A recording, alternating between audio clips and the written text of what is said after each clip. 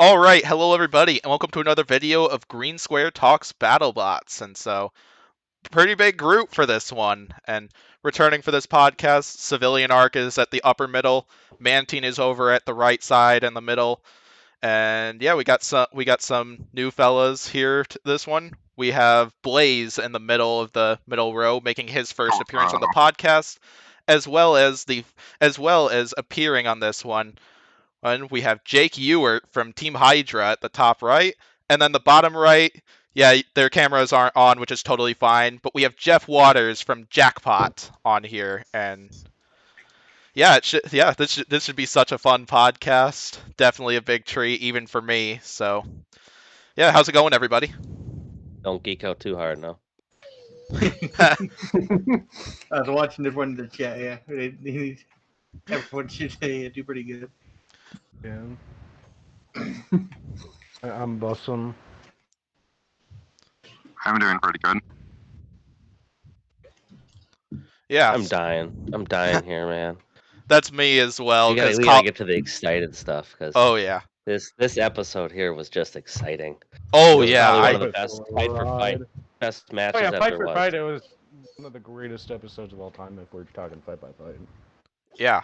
So featured here is the episode 12 review podcast, where the plan is to go through all 9 of these fights one by one in order based off of how they were premiered. And we're going to end it talking about the last 4 matchups that were confirmed for the top 16 at the end of this episode. So it should be a fun discussion, including getting to discuss some of these fights with some of the builders that were actually involved with the fight. And yeah, should be a great time. And I'll go ahead and get to the first fight. All right, We're so back here again, aren't we? yeah, so leading off, we got the play-in match between Defender and Hydra, and this fight did go about how I was expecting it to when I did a prediction podcast on the bracket, but I got a question for you, Jake. Hey, kind of talk about because there has been some controversy going on the internet that a lot of people have been complaining that they don't think Hydra should have gotten a play-in match spot. What's your opinion on that? Out of curiosity. I mean, out of every bot that was still out, I have the most potential to actually win the nut. It's well that simple. I mean, the 1-2 record wasn't great. I looked like trash for most of it. I mean, honestly, it was pretty bad. But for overall winning the nut, I mean, I can't say that most of those other bots that are in the round of 32 that didn't make it are even ever going to be a nut contender ever. So that's the biggest thing for me is just who's actually going to make it. Yeah, because I've also been hearing because quite a few people were on the Claw Viper train that they think Claw Viper should have been in there, and apparently when Civilian Arc talked about that in a Facebook post, I got ratioed. yeah, and Bloodsport supposedly did chime in that Claw Viper did have a hefty repair job after that fight with Bloodsport, and apparently they would have had a hard time getting ready based off of what was said. So I'm kind of wondering if maybe that was the case for some of the other robots that other people thought should have gotten in too. But I would definitely agree that I do think Hydra probably has the most potential between lots of the robots that I could think of getting that last spot in terms of getting the giant nut. So I mean, we can talk about how it didn't make it. And you know, if I would have lost the defender, then yeah, probably didn't deserve to get in there. But it goes in and it actually wins. Then it's a lot bigger story because it's I mean, if Hydra doesn't beat itself, it's usually whooping. So yeah, and so before I hear everyone's thoughts on this, I also another question for you, Jake. What was kind of the overall strategy with this fight for taking on Defender, since we didn't get to hear anyone's game plan for this fight? the biggest thing is the wedge. Really, I mean, they put on forkies, so you had to test them out. After the first hit and him not being able to drive, it's literally like just playing with the toy the whole time. So it was a lot of slow movement. You didn't see me hitting seams. You know, I didn't want to wreck myself, and the last time it's running into stuff. So it's like just take it slow, get around the box, pick my shots the way I wanted to. The funnest thing was leaking all the photos with my arm in the upper position, so everybody thought that maybe it was broke up there, and we were just doing a pushing match the whole match. So already starting to troll on that match as it was. Yeah, I was kind of wondering about that because I saw so many images on social media that noticed that your flipper was stuck, and so I was wondering, either did he misflip, or is he messing? Did the flipper get stuck, Oh, or not in yeah, that like match. It is he didn't actually messing get with stuck. us? No, And it just yeah, every shot that I wanted to share was made sure I had it up. yeah, yeah, like to mess with us, like what you just said. So, Oh, that's my number one goal, man. oh Number one yeah. goal. Jake's like he's the troller of the entire Battlebots competition. He's the villain of Battlebots. He's got a plaque to Yeah. prove it. So, Yeah. so He's yeah, got the plaque to prove it. yeah. One of my favorite moments of episode 1 was when Ray Billings was handing Jake Ewert the plaque for the villain of Battlebots. He actually made that out of one of his blades. And Really? it wasn't. Yeah, it's one of his blades. He machined down and got it in there. So it's a piece of BattleBots history, I guess technically. And he was going to give it to me without production, right? But production found out about it. Then they wanted to film it. So then it was a whole thing. But really, he was just giving it to kind of mess with me while I was there, since I was the bad guy from last year. Yeah. Yeah, and based off of what I'm hearing, this kind of area, you kind of turn into the bad guy once again. But yeah, we'll get to lots of those bits when we get to Ribbot versus Hydra. So I want to hear everybody's thoughts on the fight then, and from some of the others. Jackpot members, you're welcome to chime in to talk about this fight too, if you'd like.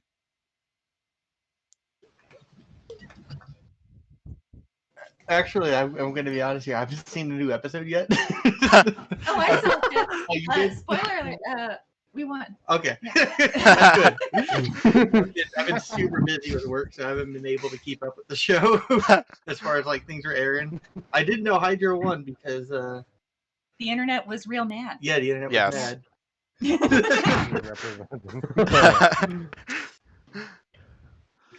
But I mean, it was fun to see Hydra's flipper at full power though, like seeing it give us all those big flips we've known and loved for Hydra over the years. And shout out to Jake for explaining to us why the shelf sucks. And yeah, the shelf is terrible. I hate it, and I'm glad Jake does too. Yeah, my favorite quote of the episode was that one where he said that he couldn't play with his toy anymore because of the shelf, and that's why the shelf sucked. That's not the exact quote, but it was funny.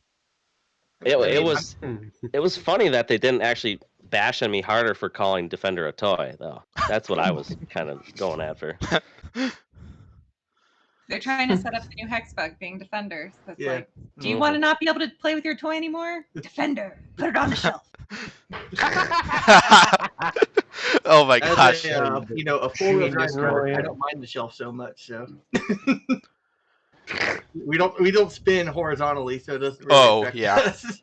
That is true. Yeah, we're in an Instagram group chat that Bunny is in, and she's had some stuff to say about the shelf. Bunny's very vocal about the shelf. Yeah. It makes sense. It makes sense with a lot of the stuff she said too, as for why she's complaining about the shelf, and I completely understand and all for it. So anyway, Mantine or Blaze, what do you two got on this fight?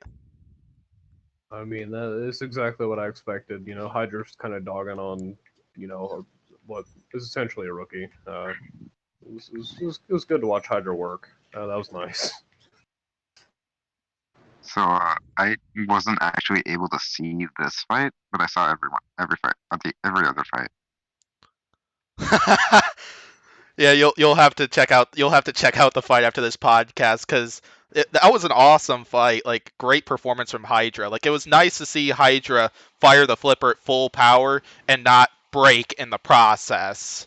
Because we saw them land an epic flip against Glitch, and then I'm guessing the floor tripped up Hydra before the gearbox went down, but I'm guessing we could probably briefly discuss that stuff after this. But you were wanting to say something, Jake? Oh, it was one hole, one of the little pop-up thing holes. One of my forks went down into it. You can see it in slow-mo, and I hit it, and I dead stop on it. Gotcha. Yeah, very good to know. But Yeah, it was, including this was in a way a rematch because we've seen several Waiachi versus Vasquez matchups because we saw Whiplash take on Son of Waiachi in 2019, Whiplash Hydra in 2020, and then Hydra Defender in this one, and For Clan versus Splatter as well. I mean, we could definitely go against a different team eventually, right? Well, I mean, you did in the recent episode, and you'll take on the other Brazilian bot in the next episode. So, that's 2 for Waiachi, 2 for Vasquez so far, I think. Yeah, and even it up. Yep. Yeah, I was first thinking 2 and 1 for the Vasquez, but I forgot about Warrior Clan and Splatter, which did go Everyone to does. Waiachi. So, but yeah, it was an excellent showing from Hydra here, and was definitely a big statement victory that, like, don't count out Hydra yet, because, like, while they might have had issues in the first 3 fights, like, Hydra looked as threatening as they've ever been in this fight, even more threatening in a way. And it seemed like probably those flips were a little too much for Defender, because it looked like the arm got disabled at one point. They lost drive at one point, and that seemed to be I'm about pretty sure that arm was pretty jacked up when I threw it back into his face right in the Lexand. Yeah. At that point there, I'm pretty sure it smashed on itself. Yeah, that would make sense. And it's because, I'm curious how high Defender went flying on that one flip you mentioned, because Defender got some serious air time in that flip, and I know when you flipped Glitch said they were apparently 3 feet away from hitting the ceiling, which is insane. Center of mass was probably only 3 feet. I'm sure they were a lot closer being width-wise. I mean, it's a lot easier to tell because each panel is 4 foot tall. So you just count up how many panels, and that's how high it is times 4. So they were at least third panel plus more, which means they were only a half a panel away from hitting the roof. Yeah. And all the roof trusses and stuff are all lower than the actual panel. So there's a little gap there. They could have been within a foot or 2 there. Yeah. I am predicting, though, after seeing Hydra work this well, that if it doesn't happen this season, next season somebody's going to hit the ceiling. And because whether it's Blip or Hydra landing the flip, which that would be incredible to see. I don't have anything more in my tank, so I'm gonna go with Blip is gonna do that if it happens. Yeah. Yeah. So. Huh. Yeah. So let's see. Any major damage from this fight, Jake? No. There was no. I mean, the little yellow forkies that were on there. I needed to test them out to see if they do anything. They don't. They don't do anything, not at all. So we're gonna scratch that one off the list. Good thing I didn't actually have to use them against Endgame. Yeah, it was a reasonable test run for them to see if they work, and yeah, it still went in your favor either way. And apparently, it sounds like Defender, according to Chris and Kenny, used the same like front configuration that Whiplash used to get underneath Hydra at the beginning of that last fight, and Jake foiled it this time. So epic stuff. So, any other questions for Jake about this fight? Never thought I'd hear somebody from the Waiachi clan say they don't have anything left in the tank. I'm calling bullshit on that. That's a little different, yeah. It looks like they were. I believe that, man. They were at least 10 foot center of mass sitting there. So dang, that's incredible. You can't see it for Diddley, can you? Okay, there. That's incredible. So the shelf box though is like right here, which is only 8 foot tall. So this driver's box is actually flat. You could get somebody up there if you wanted to. And right over here to the side, there's a $100,000 camera. That would be really nice to hit. You got a target now, man. Yeah. I mean, I've been trying for that for a long time. Trust me. I knew it was out there for a long time. Maybe Black Dragon will be the victim of that when you take them on next. But yeah, we can't underestimate my boy Black Dragon. No, that bot doesn't die even if it's on fire. Oh yeah, like and so it looks like we'll see. I'm guessing we'll see Blaze back at some point. But... Did I scare Blaze away? He didn't even talk to me. What a jerk! There's Blaze. Oh, Blaze has been talking about how he's been looking forward to talking to you here at this podcast, and I'm still waiting for it. Something to Jake. You've been hyped for this. Come on, man. Hello. Yeah. That's it. Man, this podcast He's is just so nervous. much. This podcast is so much fun already. You'll warm up to me. Don't worry. Don't bite hard. He's just being nervous right now. Yeah. So anyway, Hydra is going to be moving on. Hydra moved on to the next round, gaining the 31 seed, where they're going to take on Ribbot, the 2 seed. We kind of already mentioned what the result was if you didn't already hear that, but we'll be discussing that fight later. So. Yeah, anyway, before we get to the next fight, thought we'd maybe briefly talk about Hydra's previous 3 fights. And then I don't know, do you know anything regarding Fusion, their 3 fights as well, Jake? Oh, I pretty much know all of them, yeah. If you really want to talk about that bot. Yeah, so like oh. Yo, Jake getting back for all the trash Clint was talking. Really want to talk Yeah, about I was gonna ask, like, what would be your reaction to what he said after his Cobalt victory and after the Ice Wave lost? What he said towards you. I didn't know about the Trump one until it aired, because they didn't tell me. They just said it was funny up there, and the producers came up to us and like, "Oh, that was the funniest line, that they ever heard in BattleBots," and I didn't actually hear it. So, but yeah. It was fine after the fact. I mean, I'll put it there. I was pretty hated there after Huge for a long time. Still am. Yeah. I now want to see I do want to see a Fusion versus Hydra fight, like after how he said he'd beat your ass after the Ice Wave fight. And I'll just sit there and he'll start on fire. That's too hard. Yeah, what's crazy is how my dad was watching the Ice Wave vs. Fusion fight before I came back to college for the remainder of this semester. He predicted exactly what was going to happen in the Ice Wave Fusion fight, which is kind of crazy. I am curious, what did go off in Fusion in the fight with Ice Wave? Because it seemed like it was more than speed controllers based off of what I was looking at.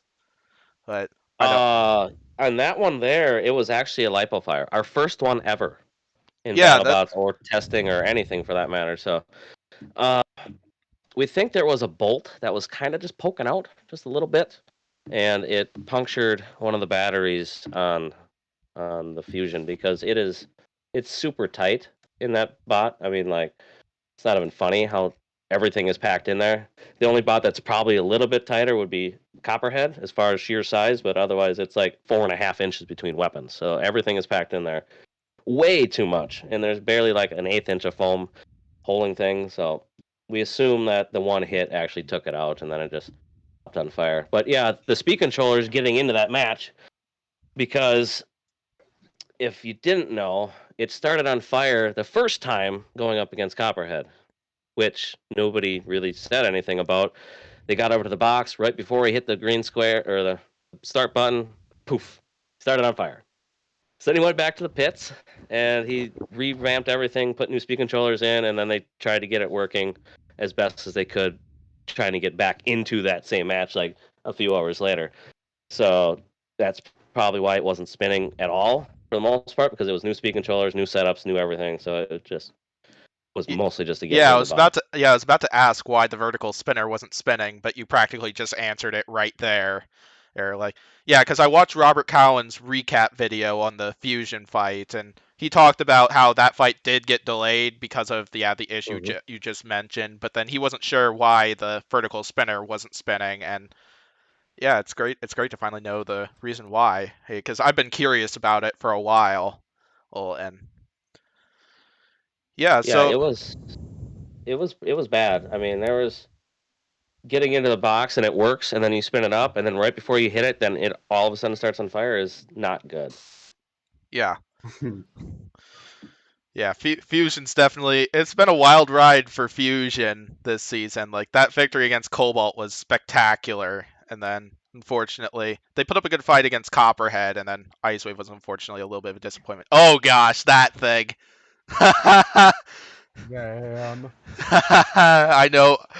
I see what you're eyeing at right there.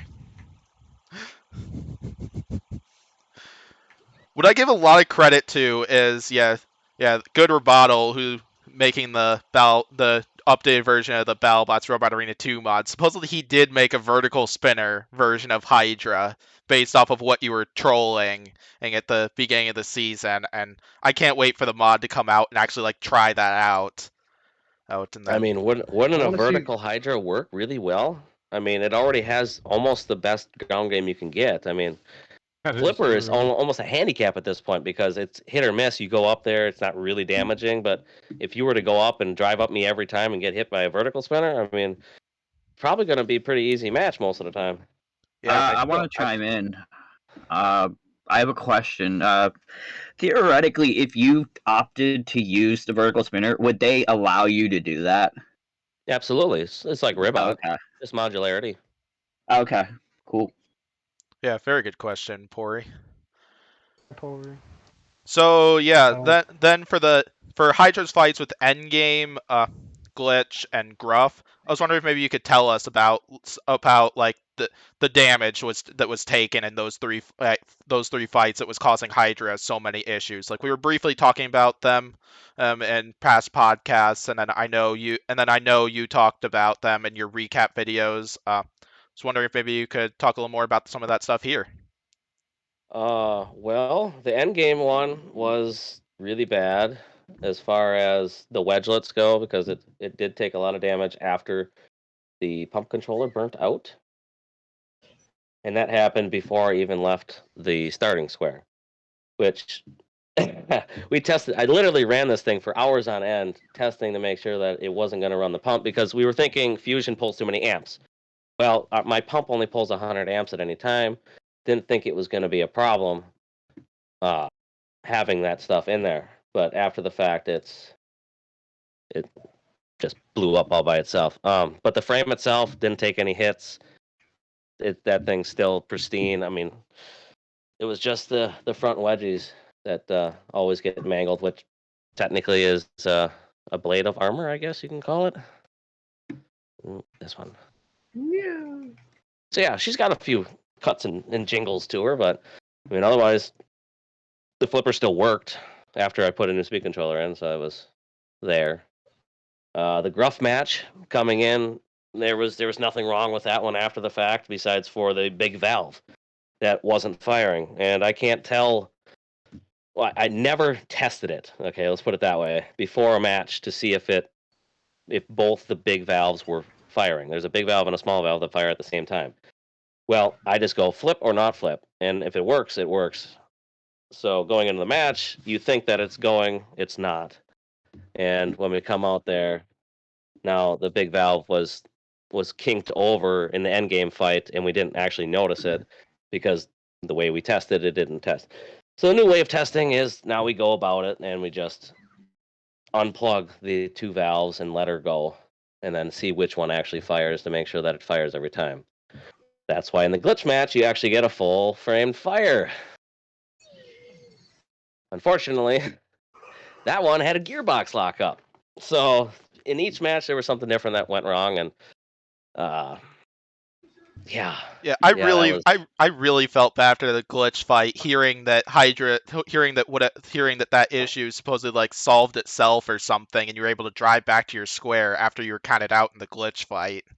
Well, the chain broke on that wheel that was locked up, and I was moving around and doing enough wiggling that it finally broke free. But yeah, after the count out, so it doesn't really matter then.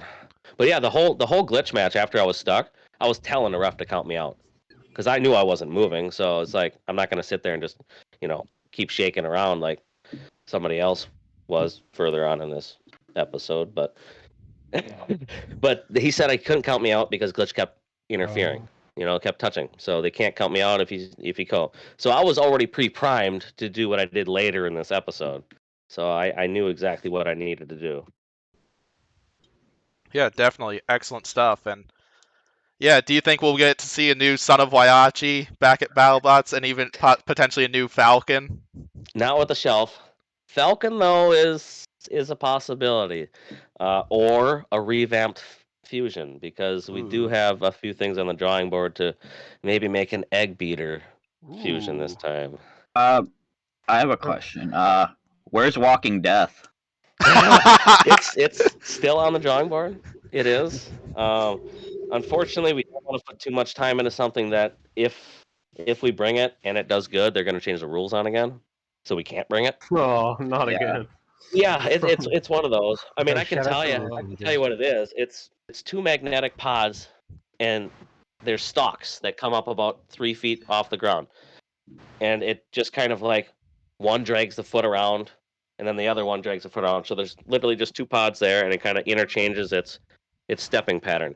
Each leg though has a horizontal spinner on it. Ooh, that's So awesome. This thing would be 500 pounds. Each leg is magneted down to the ground, and you have to hit both, horizontal spinners to get it to kill Would it. they be so. like right at like the under of the legs, or are they just like some part of the middle of the legs? They would. One would be an undercutter, and one would be a couple inches off the ground. But they would Gotcha. actually spin around the leg itself. So. Is Dang, that that's kind of like awesome. Marsman from King of Bots? Does it way the way that Martian? works? The Martian? Yeah, Martian. Oh, yes. Electromagnetic feet. Yeah, it would have. Well, it wouldn't be electromagnetic, but we'd have servos underneath there to lift the magnets off the ground and then drag it. But we couldn't get clear ruling whether or not we could drag a foot or if it actually had to pick up off the ground. So that would be the big difference in if it was able to be considered a walker or not. Yeah, including one of our buddies actually made a Robot Arena 2 mod based off of King of Bots, and Pory, Captain Mantine, and Civilian Arc and I all did a fantasy robot league, which is a just for fun competition that I do here on this channel, and I actually drafted the Martian, and it's so much fun to drive. That's all I could really say about that. So All right. Apparently, we're getting another Waiachi rule change, one of the classics. So The I wish you classic luck on that. Waihachi rule change. I kind of classic find it Waiachi funny rule how most rule changes Waiachi is responsible for, and then most arena Yeah. changes Nightmare has been responsible for. Also true. Yes. Like I'm waiting for, or because it sounds like we've been hearing rumors that a new Nightmare is possibly in the works right now. I And also heard that rumor. yes, and so what I'm wondering is if Nightmare does return for next season, could Nightmare possibly do something that will cause a battle box change for the following season? It just like fucks up the. It just fights Hydra and gets flipped over and hits the lights and destroys the entire ceiling. I mean, honestly, that might be a reason why I haven't went up against the Tombstone yet. They literally don't want to see Tombstone hitting the Lexand. That's true. I mean, they did a Megabyte one, but they were kind of forced into that one. But they didn't hit the Lexand. That's Their a- Lexand is so precious to them that they will adjust matches so that doesn't happen. Yeah, that's Oh wow. yeah, because like I think Civilian Pory and I were actually talking about that because we were wondering why we haven't seen Hydra versus Tombstone, and we were Yeah. Either they don't want me ripped apart or they don't want their Lexand fixed. Yeah, exactly. Basically, exactly what we were talking about and we were considering that. So, yeah. Anyway, any other questions for Jake based off of Hydra's previous fights or Defender or whatever we've been talking about here? Yeah, I have a question. Why doesn't Hydra have 9 flippers? 9. It's got 15 wedgelets. Does that count? No, a Hydra has 9 heads. Oh, I Oh. thought a Hydra starts with like 3 heads or 1 Yeah, head. I In thought Hercules, it it Yeah, started I with thought 1. Hydra was 3. Yeah, and then I thought it was like typically 3, and it started with 1. I know in the Marvel comics, it's got 9. Well, if it started with 1, does that Yeah. mean we're gonna get a Hydra with 9 flippers? Ooh. I sure hope not. 1 is enough. Hydra becomes a walker and just decides to have like 3 flippers. on Walker it. Oh, flipper, that'd be dear fun. God, that'd be Watch it become a walker just to, and become a 500-pound flipper bot that has 9 flippers on it, and then Battlebots has to reshape the rules on walkers because of it. Yeah, that wouldn't be the first time they. I don't think you could. I don't think you could get 9 Hydra-based flippers into a 500-pound machine. Fuck I think- no. That'd be pretty. I mean, off of the same system, hydraulically, you probably could. Because just adding flippers and cylinders would only add, say, 40 pounds a piece compared to okay. you running the same hydraulic system throughout the whole thing. You wouldn't be able to flip all 9 at the same time, but if you flipped 1 or this one or that one or this one, It would be actually pretty doable if you had a chomp base and had 250 pounds left over to just make your flipper system. It would be easily possible, probably. Oh, Jesus. Okay. Yeah. I Yeah, just got awesome an stuff. idea. Any other questions? Sounds like no. So we'll go ahead and get to another fight. We'll get to Hydra versus Ribbot later, as that was the last fight of the episode. So we'll save the best for last.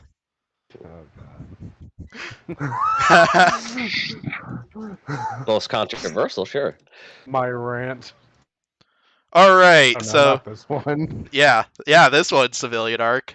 This one's not going to be the one I'd make fun of you for, though. Even though you God, did how talk a so? lot about how Yeti was going to win this one, but Bro, you killed Greg's vibe, man. You were like Greg had hope coming into this fight, and you wrecked on it. how did I wreck him on that?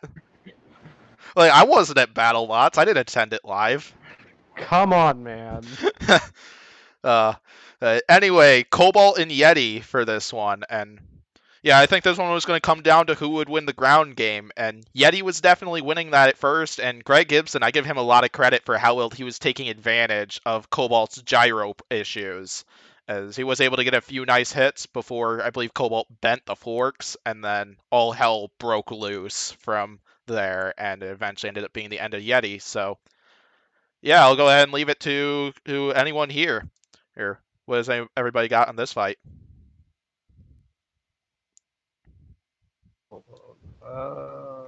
Wait, which fight? Cobalt and Yeti. Cobalt. Oh, yeah, I have Yeti on my team, and I looked at this fight. I said, yeah, well, I figured that was going to happen. It only really takes one shot for Cobalt to take out Yeti, and it pretty much did in like 2 or 3. So, I mean, it was really good to see Cobalt get those big hits that it's known for, and I hope to God it beats Whiplash. Yeah, this is kind of sad to watch. I was predicting Yeti to win this one, and I guess I was wrong on that. But yeah, I'm glad Cobalt won. I mean, I definitely wasn't like rooting against Cobalt or anything. It was just like it was a fun match. Both bots gave out some good hits, and like Mantine said, I hope Cobalt destroys Whiplash. So yeah, I do have Cobalt winning that fight in my predictions and in my bracket. I have so Whiplash, but yeah, it'll be an excellent fight between those two. So, Blaze, what do you got? 2 big spinners go head to head, go boom.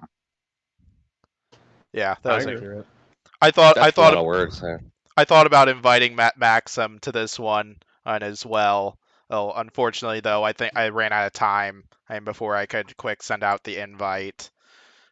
So that wasn't able to happen, unfortunately. But hopefully we'll get Matt Maxim on once again, because it was such a blast having him here for the podcast he joined us for, and yeah, Matt Maxim he makes that bot better. Yeah, hands down. Absolutely. He made Gigabyte better. Yeah. Yep. His existence just makes the competition better as a whole. Yeah, it was incredible how well Matt Maxim drove in the Ghost Raptor fight, the Gruff fight, and this one as well. Because like he timed his shots pretty well, took advantage of a few angles that he could take advantage of, and yeah, landed a few hits that got to Yeti's drive system. And while we did see the drum spinner and one fork working, their drive seemed to be down at the end, which resulted in the end of the fight. But well, I mean, he did miss a dead bot sitting there like 3 times in a row trying to hit him. So I don't know how good of a driver you have to be to miss him at the end of the match like that. But Hey, he's not used to driving things with spinners, so yeah, that is true. It is a different game ball. That's definitely for sure. I suppose when I did ask him if like there was less of a meta for spinner robots and the judging criteria didn't favor spinners as much, who would he bring back who would he come with between Cobalt, Stinger, and his answer, he added Sewer Snake to that, which yeah, like that just goes along with what Jeff was just talking about right there. I mean, if you ever watch his driving, it's turn and go straight for as long as you can. Turn, go straight for as long as you can. And Cobalt works perfect. You gyro up, you run away a little bit, and then you come back and you do a big swoop. Works Yeah. perfect for that bot. Which is exactly what he was doing in that one, and it'll be incredible to see what kind of stuff that Cobalt brings for Whiplash in the next episode. And I am predicting that that's going to be the last fight of the episode. I think it's either going to be that one or Minotaur versus Endgame. But yeah, I feel like Minotaur versus Endgame would be like the main event of the. People are overhyping that fight. The Minotaur is probably going to get whooped on. Yeah, yeah. Cause like I want Minotaur to win. I want to see Minotaur beat Endgame's ass once again. But Mantine's definitely right. You'll probably have to watch 2 on YouTube again. God help You us. gotta get those YouTube views in. Oh yes. Yo, almost at 1 million, baby. Yeah, Battlebots is almost at 1 million in subscribers, and it's crazy. Like, didn't Waiachi make a YouTube channel like only less than 2 weeks ago, and it's already at 500 subscribers, something like that? It was actually for 5 years now. At the start of the first season of the reboot, we made it. We had 1 video on it, and then I started putting all my crap that I make for Facebook on there now. So that's where it's going. And that's only because Scorpio's guys came out 3 weekends ago, and they did a little thing at our shop with us, and then they went down by Rusty, and then they came back up through there and went home pretty much in like 2 days. And I'll be on their YouTube, I think this week, about a shop go through and talking about the bots, and so that's the only reason why I was really even thinking YouTube whatsoever. Yeah, Scorpios has some incredible content on their channels, as do almost everybody who does. It's like I like Robert Cowan's recap videos and all the other stuff he does, as well as Bloodsport was talking about the blade that they used for the Minotaur fight, why they went with that, and what they were trying to go for out of it, even if it didn't exactly work in their favor when they fought in the Minotaur fight. It was pretty enjoyable to watch, though. But yeah, if you want to check out any of the Battlebots team's YouTube channels, I'm subscribed to as many of them as I know about. I know about the Waiachi one, and just go to my channel profile, go to my featured channels list. You'll find Waiachi and several Battlebots teams' YouTube channels on there. So yeah, there's lots of interesting stuff. So anyway, anything else on this fight, or should we get to the next one? All right, looks like next one it is. All right, so yeah, we got shout out to Jackpot for getting me 5 points in King of Draft with this one, and yeah, this fight kind of went about how I expected it as well, cause I was nervous for this one, cause Jeff and everybody on the line there could definitely talk about this, but I was a little concerned for Jackpot for how well they could maybe take hits from Tombstone's horizontal spinner. But I was kind of going for was that, yeah, we'd see some of those issues that Tombstone seems to be having earlier pop up again, and it seems like something got rattled loose in some of those big weapon on weapon hits. But this was an incredible fight. So yeah, Jackpot group. I was wondering I know we briefly heard this before the fight began, but what was the overall strategy with this fight for Tombstone? Well, first going into that, you were nervous. I was nervous just going into it. It's anytime you go against something like that, you don't know really what's going to happen. So honestly, that strategy leading up to that was kind of just a bunch of bull. Just run into him and pray. Every time that we come up with a strategy for Jackpot, I don't follow it at all. You just need the camera every time. Go with the flow. But yeah, it's mostly like everyone thinks, oh, you guys must have talked beforehand to go weapon to weapon. No, it's just kind of what happened. Everyone goes for Tombstone's wheels, and that's where he wants you to go. Don't go for the wheels. Go for the big spinny bit, especially if you can tank it. And we found out we can tank it. So yeah. Well, it makes more sense when you don't put the plow on the ass. So if we have time for that, that's the whole story. Oh man. We were originally supposed to weld the frame and weld that wedge onto the front last year for the fight. We didn't have time.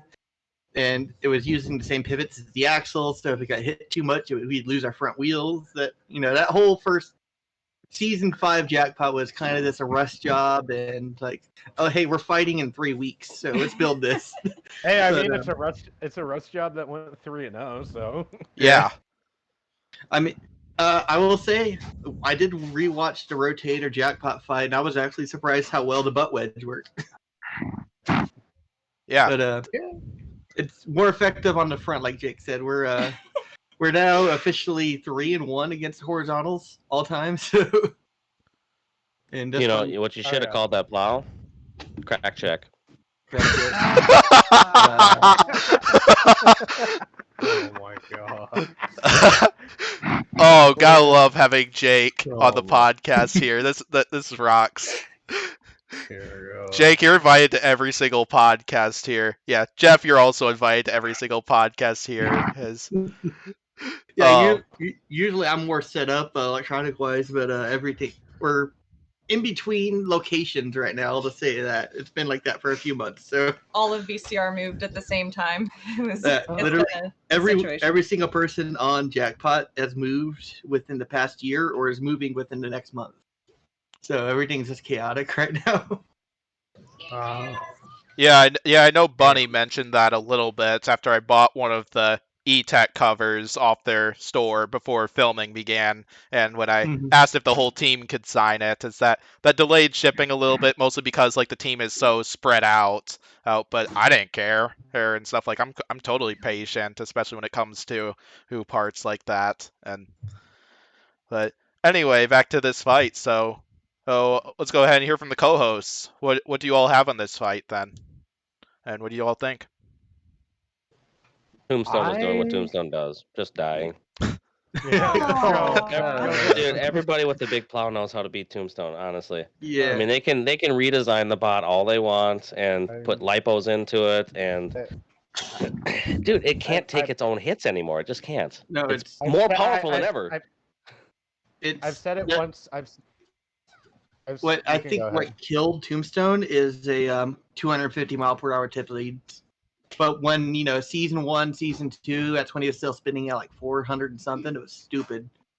And the more power you get on that compared to 250 miles an hour, it kind of really nerfs like the big weapon centric robots.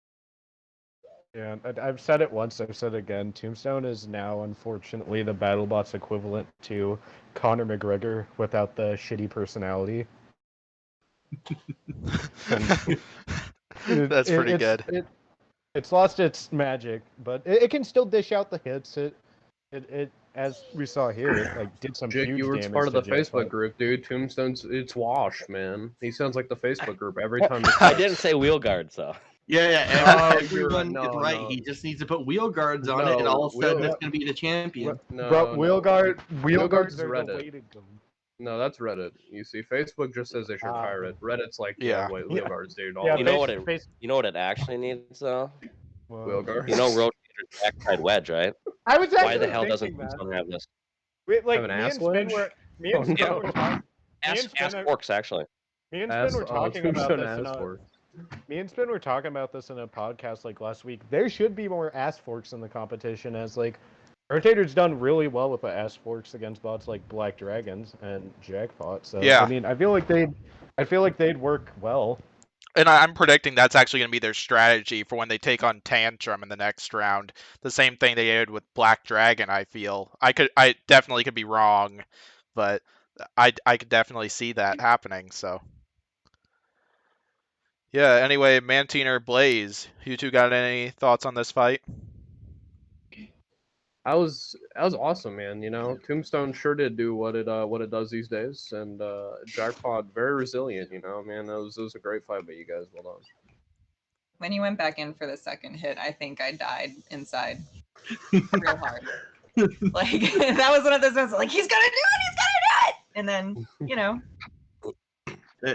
I didn't even notice the batteries were hanging out until like you guys we all literally had to stop and we're like, but it would have worked anyway. If Yeah. you'd shaken him loose, it wouldn't have been fine. Yeah. But it didn't feel that way at the moment. Yeah, I was about Whip him out. I was about to ask how nervous you all were when Jackpot was like slowly moving across the arena to whichever square it was, with like your batteries hanging out in the back. Oh, I was. He slowed down because we made him. Yeah. The bot was fine. Like Gotcha. after that second big hit, and I bounced off the screws on the other side, I was like back on it within like 2 seconds. It's just, and then I realized, oh, he's not working, so I should just show enough to not get counted out myself in a Tombstone double knockout situation. Yeah, like what really stunned me though is apparently there were a few people in the Facebook group that think that a double KO should have occurred. Which, yeah, Civilian Arc and I were talking about the other day on how we disagree with that so much. I think part of that is we haven't been as like thorough as we were last season on post-fight write-ups and stuff, and it's hard to tell how fine we were. And I mean, if the weapon had kept spinning, it might have pushed through the plow and also been visible. Yeah, that it was I mean, good. But the weapon still worked. It just got tacoed just enough to catch the wedge. And Robert is good about saving the weapon when we get hit in the walls and stuff like that. He'll throttle down. But I think that going into next year, the whole plan would be to power through it. Keep it going, and next year's jackpot, less mercy. The way we want it. Oh yeah. 56% less mercy. I like it. Mm-hmm. But as far as like the show kind of hammed it up, saying, "Oh no, Jackpot's totally ruined. How are we gonna fix it? Is this gonna be glitch 2.0? Are we gonna have to forfeit?" As though we didn't rebuild the bot after every fight anyway, every time. It was literally just, hey, let's just take these out and put them in the extra frame that we had because, cheap laser cut steel. Yeah, definitely. We got our answer on that, Green. Yeah, so here's another question I have for you. So last season you were known as the bot on a budget, a robot that was made in 4,000, I believe is what I recall. I've heard on Discord that you made this design for even less than last season. Is that true? And whether the answer is yes or no, how much did this one cost? I need to get the exact numbers. I can lie and get something really close to what we think it was. But the frame was cheaper. The frame was cheap. As far as carrying over parts from last year, if you consider not having to buy new motors and everything else, oh yeah, it's way cheaper. Like it's maybe if you don't factor in the carryover electronics and all that, it's about like $2-3 grand a bot. Well, yeah, and that's a per bot. That's not like the experience was $4,000. It's like one finished robot would be about that. Yeah. God, 4-wheel verts are so easy. Dude, you just gotta you gotta go specifically to the tri-bar, Jake, man. It's time, Get out of Yo, Battlebots involved, man. You gotta evolve with them. Yeah. I think that's why we're getting rid of ground game and everything else, because we're trying not to be Mr. Generic 4-wheel drive vertical spinner. We at least want to have, we don't want to do the whole orange bite force thing and sit in the middle of the arena and just point out our opponent. Kind of. Oh, you're sparkly bite force. Orange. Oh, yeah, we're sparkly bite force. No. In game's orange bite force. So you guys. Yeah, end game is orange bite force. force. Yeah. You guys actually. Yeah, sitting in the middle of the arena and just pointing at your opponent is not fun. We've had to work so hard on the drive. We really want to be able to show it off. Yeah, so Endgame's orange bite force, Jackpot is cheaper and sparkly bite force. We're what's it good? We're Fremont Street bite force. Oh my god. Incredible. Very the funny thing is, majority of your fight night fights I find better than all like pretty much almost all of Bite Force's main event fights. Well, I think this is going to sound really silly, but I think how much the green stands out from the floor has a lot to do with that. Because I feel like Jackpot really just shows up really well. Yeah. Set up plan. Yeah, including Jackpot versus Ghost Raptor and Jackpot versus Lockjaw from last season were two of my probably probably top 10 favorite fights of last season. I don't have them all ranked at the moment, but those two would definitely be up there because I really enjoyed those two battles. And yeah, that fight with Deadlift was an absolute beast earlier this season. Same thing with the Malice fight, including including Battlebot. I noticed Bunny was talking about this, and Battlebots definitely did a good job editing this bit out, and because you could kind of tell that it was going on. But what was going on with Jackpot like at the end of the Malice fight? Because we noticed it was crab walking. Like, what was the damage that was taken and for during that that caused that to happen?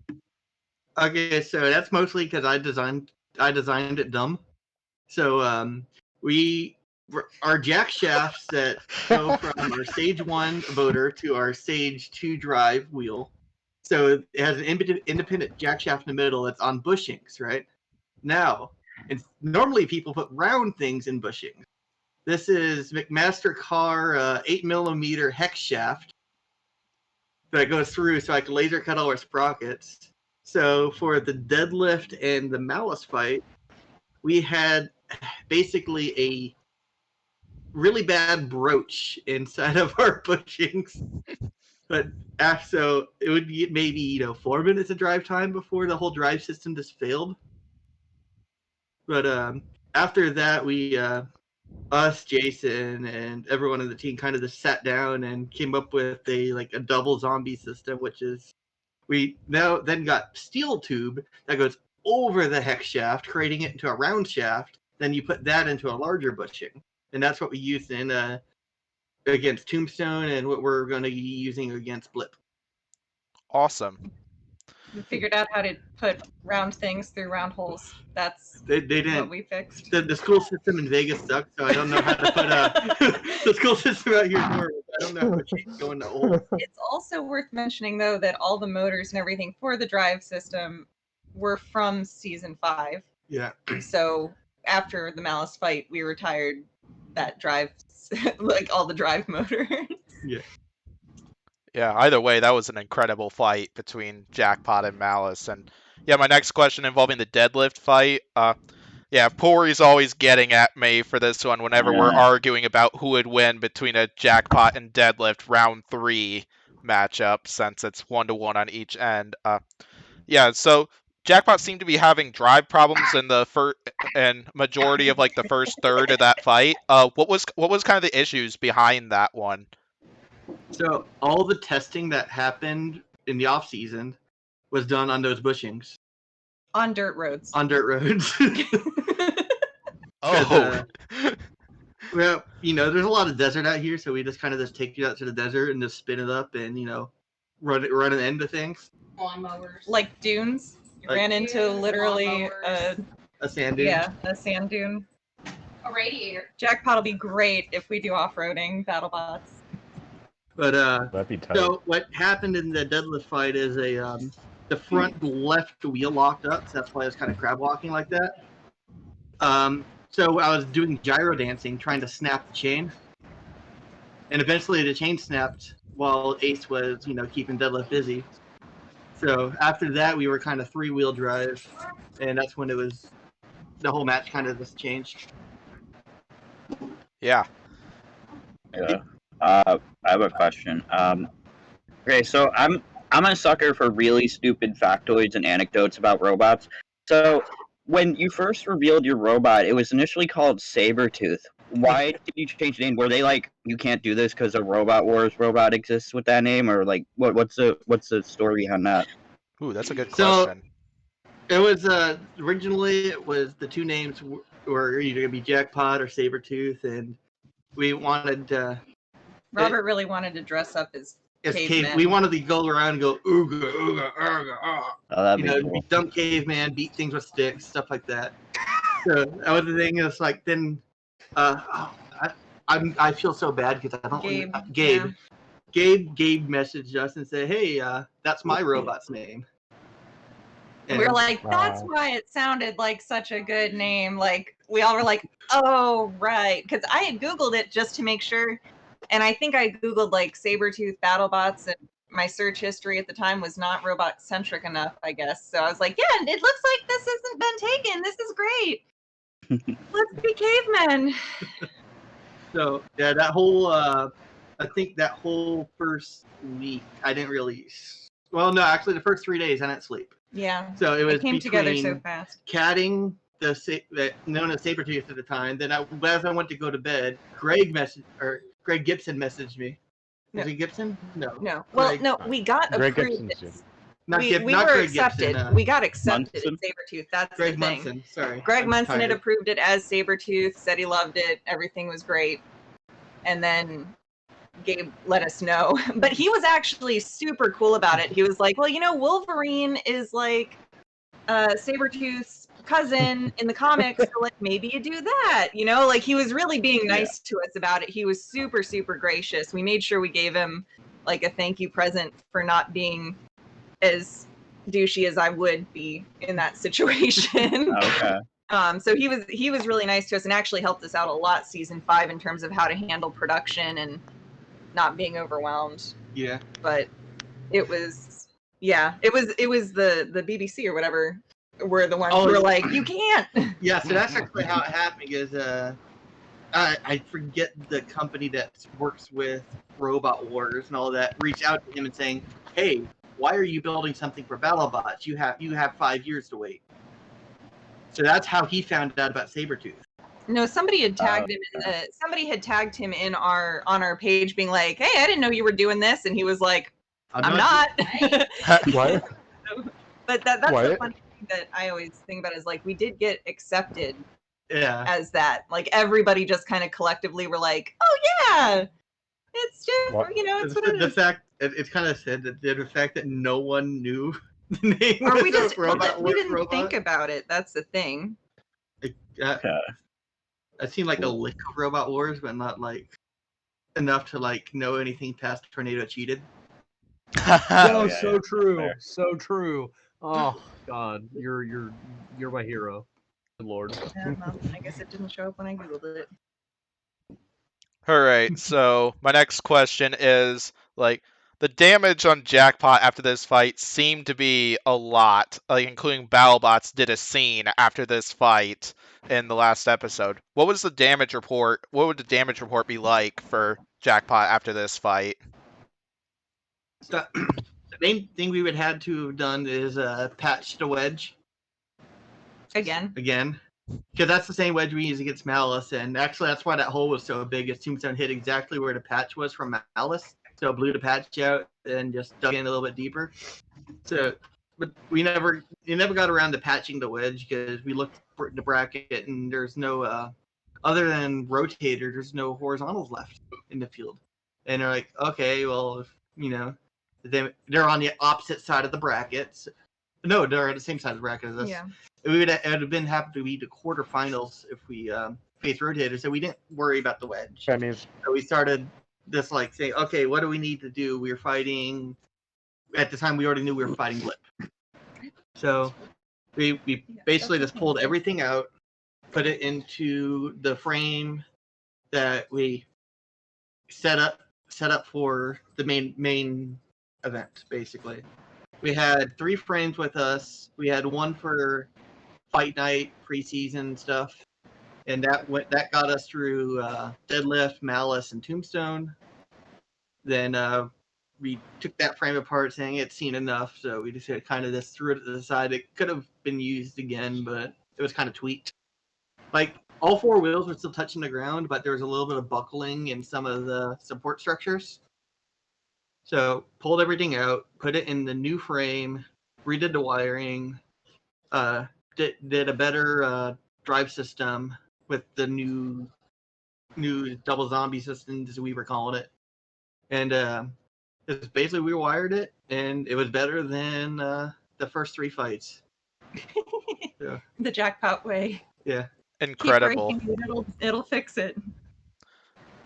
Yeah, because I was definitely a bit nervous about the repair job after that scene of Battlebots, because Battlebots seem to be hyping that up the way that they hyped out Glitch's dropout, and Yeah, I was talking with Civilian Arc about that yesterday, actually, before we recorded his What If podcast that he uploaded to YouTube today, and just mentioning just how nervous I was for that, and yeah. So anyway, my next question is, we know you're taking on Blip in the next round. You got any strategy reveals for us?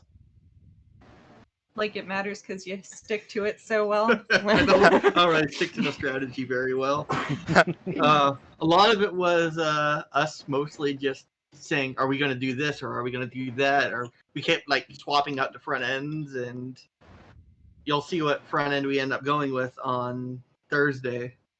But Ace will be in there, so Ace will be a player in the game. Heck yeah! And you can see if Ace is able to hold him. That against you for quite a while. Yeah. That against you for quite a while. Wait, what? I didn't catch that. My bad. That's my bad. Oh, I guess that was Captain Mantine. It sounds like I'm guessing his video that game. was Jake. That was Jake. That was Reese. Oh. Wait, what? Oh, that's what's going on.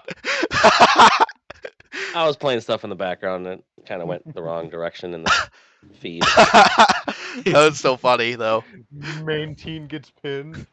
I thought it was coming from Mantine because I know he was playing a video game in the background during this. I'm just playing Melee. Oh, that was still funny, though. Yeah, so now my last question is, if you win that fight, and if Hydra wins against Black Dragon, you two will meet in the next round. How would you strategize for Hydra? If whatever we use against Blip works, we can probably use it against Hydra.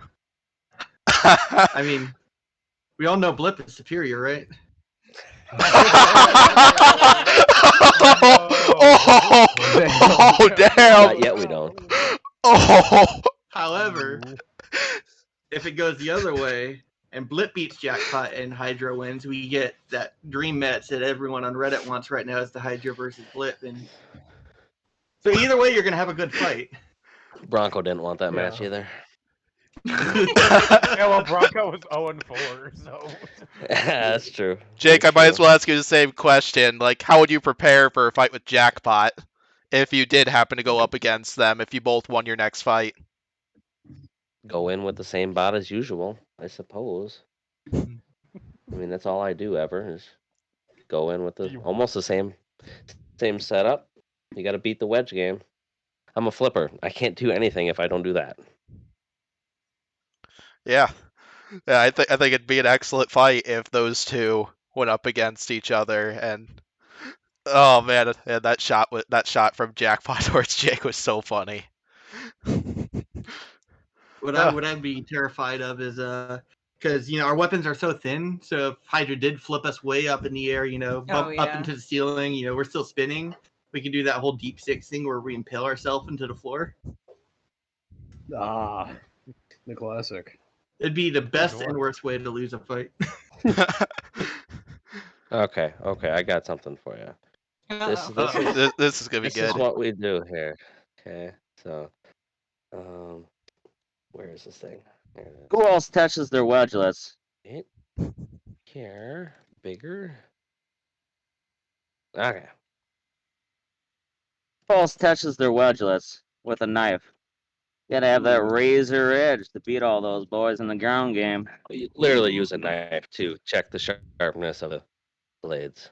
Well, Jackpot is notoriously great at the ground game. Yeah, super good at that. Uh-huh. Yep. Sometimes. Occasionally. Oh man. Considering our robot has a 1.5-inch ride height. Yeah, we just gave the ground game to another robot. That's all. You were just being nice. Yeah. So anyway, any other questions for Jackpot about anything we've been talking about here, or should we get on to the next fight then? Yeah. What motors do you use in Jackpot? Which one, for drive or for weapon? Drive, yes. Drive, yeah. $45 AliExpress 6384 120 kV motor, centralist. So you've done brushless all the time now? Yeah. Always. Yeah, we were brushless in season 5. Ooh. That's why We were so Jackpot cheap. looks the way it was. Jeff was like, and why we figured we could do it in the first place. Jeff was like, hey, these are 3-inch diameter. We can make the robot 3 inches thick. We could do all this. It really just informed everything when he figured out he could do a drive system for under $300. Our drive system in season 5 was $350 for all 4 set up. That's my bad then. I thought junkyard bots wouldn't have brushless in them. Sorry. Oh.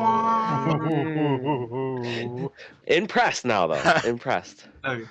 Actually, that brings me to a whole separate story that's kind of funny. Is because Jackpot's so super jank inside, leading up to the Blip fight.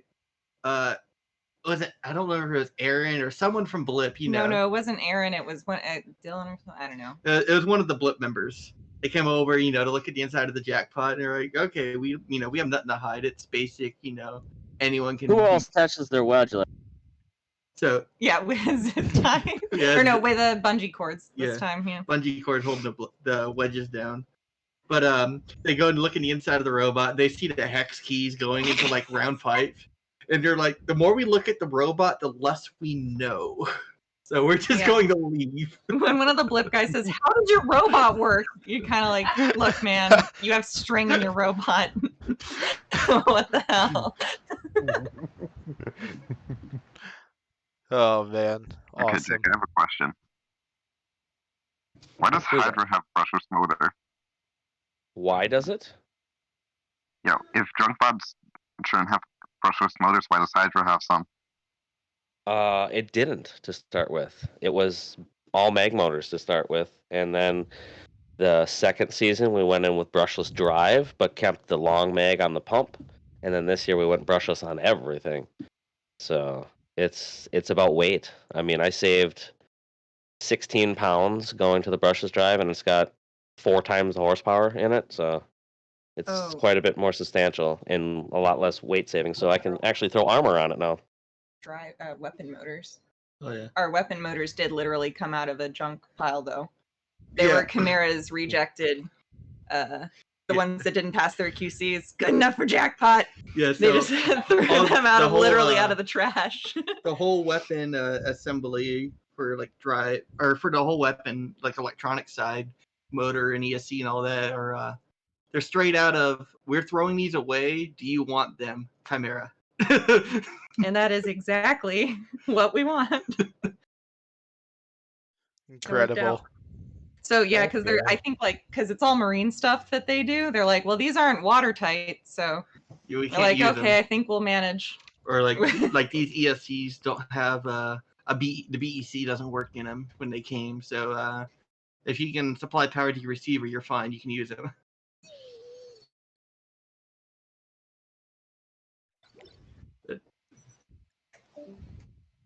I'm guessing we lost someone. Blaze is looks like he's having issues with Discord, I'm guessing. He'll be back probably.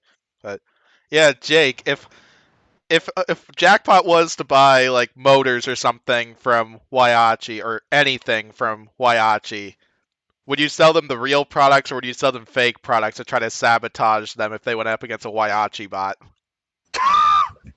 You gotta keep up the villain reputation, man. Gotta fucking cheat. I think Jake's muted. Yeah. Yeah, I was muted. Yeah, my bad. I would not purposely try to mess over anybody.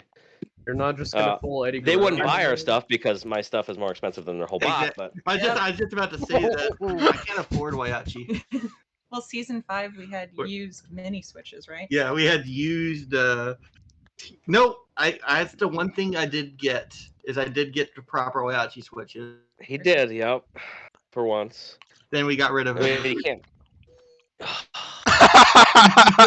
But we made our own switch covers. Yeah. That was Witch Doctor gave us shit for that too. They were like, you did custom, because I worked in a graphics shop, so I just like printed and kiss cut the little switch covers. They had little hearts in them and stuff like that with the thing. And Mike was like, really?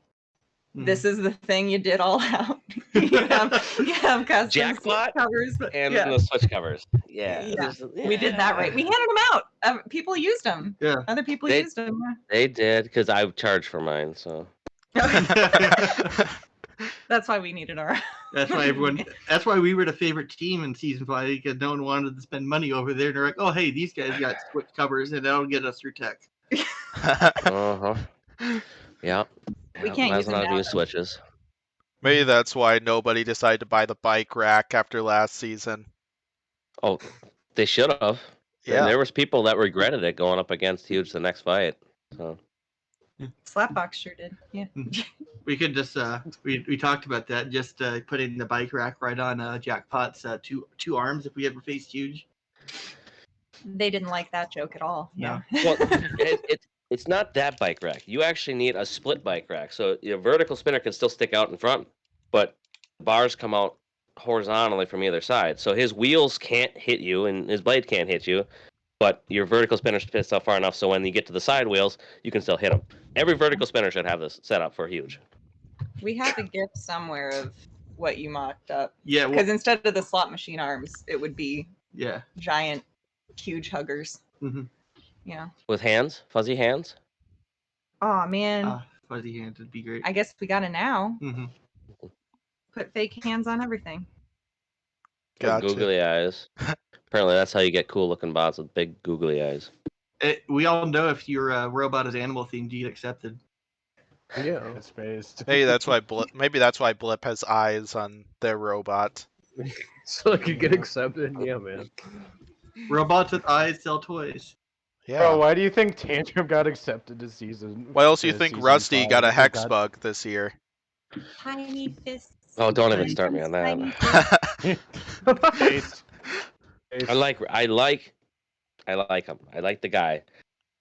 Holy shit, do I No. hate Rusty. It's a dead meme. It's a dead meme is the problem. He uses the same motors as us. Yeah. Yeah, I hope Rusty comes back and they're able to like get the parts and everything, and the new design doesn't end up being overweight, knowing lots of the issues that Dave Eaton was talking about, which is why he didn't bring a new version of Rusty. Yeah, but it'll still be Rusty. Yeah. What's funny is he had all these sponsors this year, right? And I called him up, and I was gonna get on the wagon for him, and I was gonna be one of his sponsors, and help him cut stuff out, and then he would have had an actual working bot. He didn't need it because he had all the rest of the sponsors. Yeah, we see how that worked out for him. Ooh. Ooh. Damn. Damn. Wow. Jake does not like being ignored. Including I suppose, because right now I'm in a robotics club here at Iowa State, which is where I go to college, and we're looking to bring a 30-pound robot to Robo Brawl at the University of Illinois, which I unfortunately cannot attend because I have another commitment with one of my classes that I can't get out of that weekend. But we did get a hex switch from Waiachi just because of supply shortages or something like that. The only place we could really get them from was Waiachi, and yeah. But you don't really want to use hand-me-down switches. That's a no-go right yeah, away. we But want to other use people the real are starting deal. to make switches now, so maybe just because they use the brushless. Maybe we'll win the entire competition with that. We're coming in with a 30-pound drum spinner with a Waiachi hex switch on it, so that's its weapon. Is the hex switch? We could definitely make it the weapon very easily. I think they'd find that to be very creative. If so. Well, if you need intimidation, you gotta have your own switch covers. That's the thing. Yeah, Jackpot definitely provides that intimidation. Somebody's giggling hard. Oh, we have a super secret guest. Brad from Deep Six is here. Hey! Yo! Yeah! I'm so glad I didn't talk trash about Deep Six yet. So, how about that? What's your opinion on Deep Six? Yeah, what's your opinion on Deep Six? Uh-oh, they're talking about Deep Six? It's Brad, you're a special guest. It's a big goofy ass spinner. I mean, Sawa's a big goofy ass spinner, right? But it's just gonna wreck the box. I mean, honestly, you can't beat every bot with it. That's the problem. Is if you're gonna win the nut, you got to be able to beat almost every bot there. He's really good against certain bots, but some are just gonna wipe him off the face of the planet. So in that sense, I mean, I wouldn't bring it anymore. We don't bring Sao because it's easily beat, right? No, you're not muted. Can you hear me? Yes. Sorry, Brad is trying to be extremely Jake crass. is talking about beating off nuts and wiping it up. I don't know what he's talking about. Quiet down, Brad. You quiet down. You know.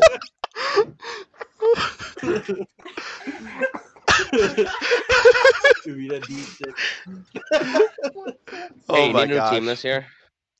Oh, damn! Wow. Wow. I want to overtake the win, you know? I don't know. No. All right, Hey, you won't Battlebots, we say need to. that, All right, Battlebots, if you're watching this, we need Deep Six versus Hydra next season. Yes. I don't think they'd Or allow see it. him for a flop on robot his side and safety. wreck the box. They're not gonna want to see that. Yeah, the BattleBots isn't fun. They don't do that stuff. Yeah. Both robots will just get stuck to the kill slots. Yeah, that'll be it. They'll both be stuck right next to each other, scissoring each other inside the. You would say that. Double KO. It's a double KO with the kill slot. Yeah, but then who would Mine win the was decision so if they both got damage. stuck in the kill slot? Is the thing. Deep Six just because of spinner favoritism. Yeah, it got 5-0 damage.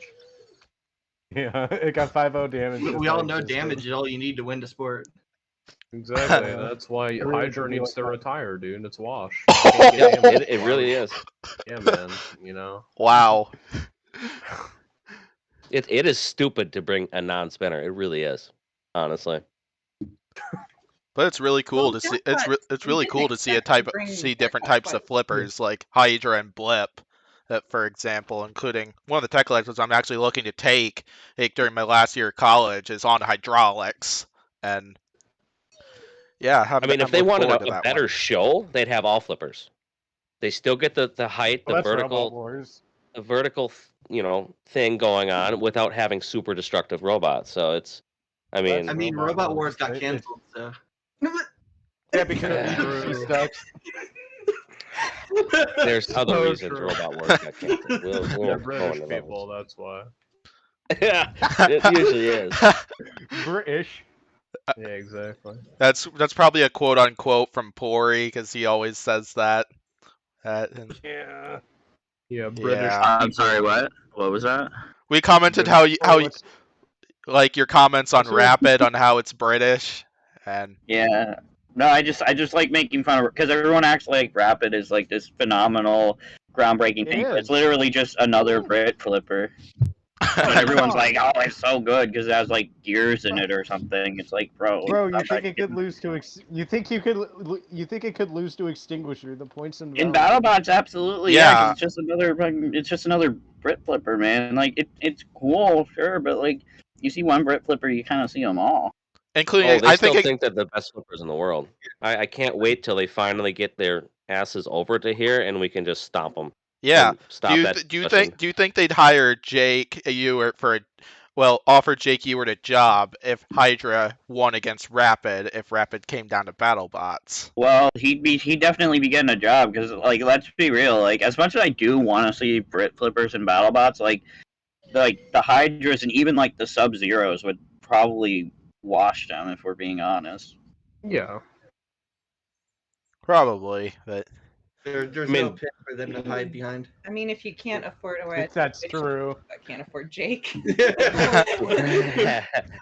Nobody can afford me. Just Bite Force. Oh wait, how many times did that guy win? yeah, a few times. No, Blip is a Brit flipper. I'll give it. He is a Brit flipper because he's the only one of us that doesn't have a flipper tongue down to the ground. All the rest of us, Broncos, Sub-Zeros, they're all, down to the ground flipper. He's got super spinner wedge, which most Brit flippers can take care of. They can take care of the horizontals. Verticals, they're going to have a bigger problem with because they don't have the wedge game that you kind of have to go here. Yeah. Anyway, so any other questions for Jackpot or I on have this a question. It's not for Jackpot though. or for Deep Six? That's fine too. It's not for Deep Six either. Mantine, why are you so bad at Smash? Like literally every 5 seconds, I'm hearing a Captain Falcon death sound, man. I'm literally winning. It's just he's really fucking loud. That's why he's dying every 2 seconds. Yeah, okay, buddy. I could scream it all on. Alright, that's it. We're getting the fucking. Or do you want to get on here? By the way, I will fucking smack you in the middle of a podcast. No, you would definitely beat me. I'm just talking smack. I'm very bad at Smash, honestly. Oh, that's valid. Yeah. Any other questions for anybody before we get to the next fight then? Alright, next fight it is. Alright, here we go. And yeah, Civilian Arc, I got a question for you. Dang, I think Civilian Arc What's up, buddy?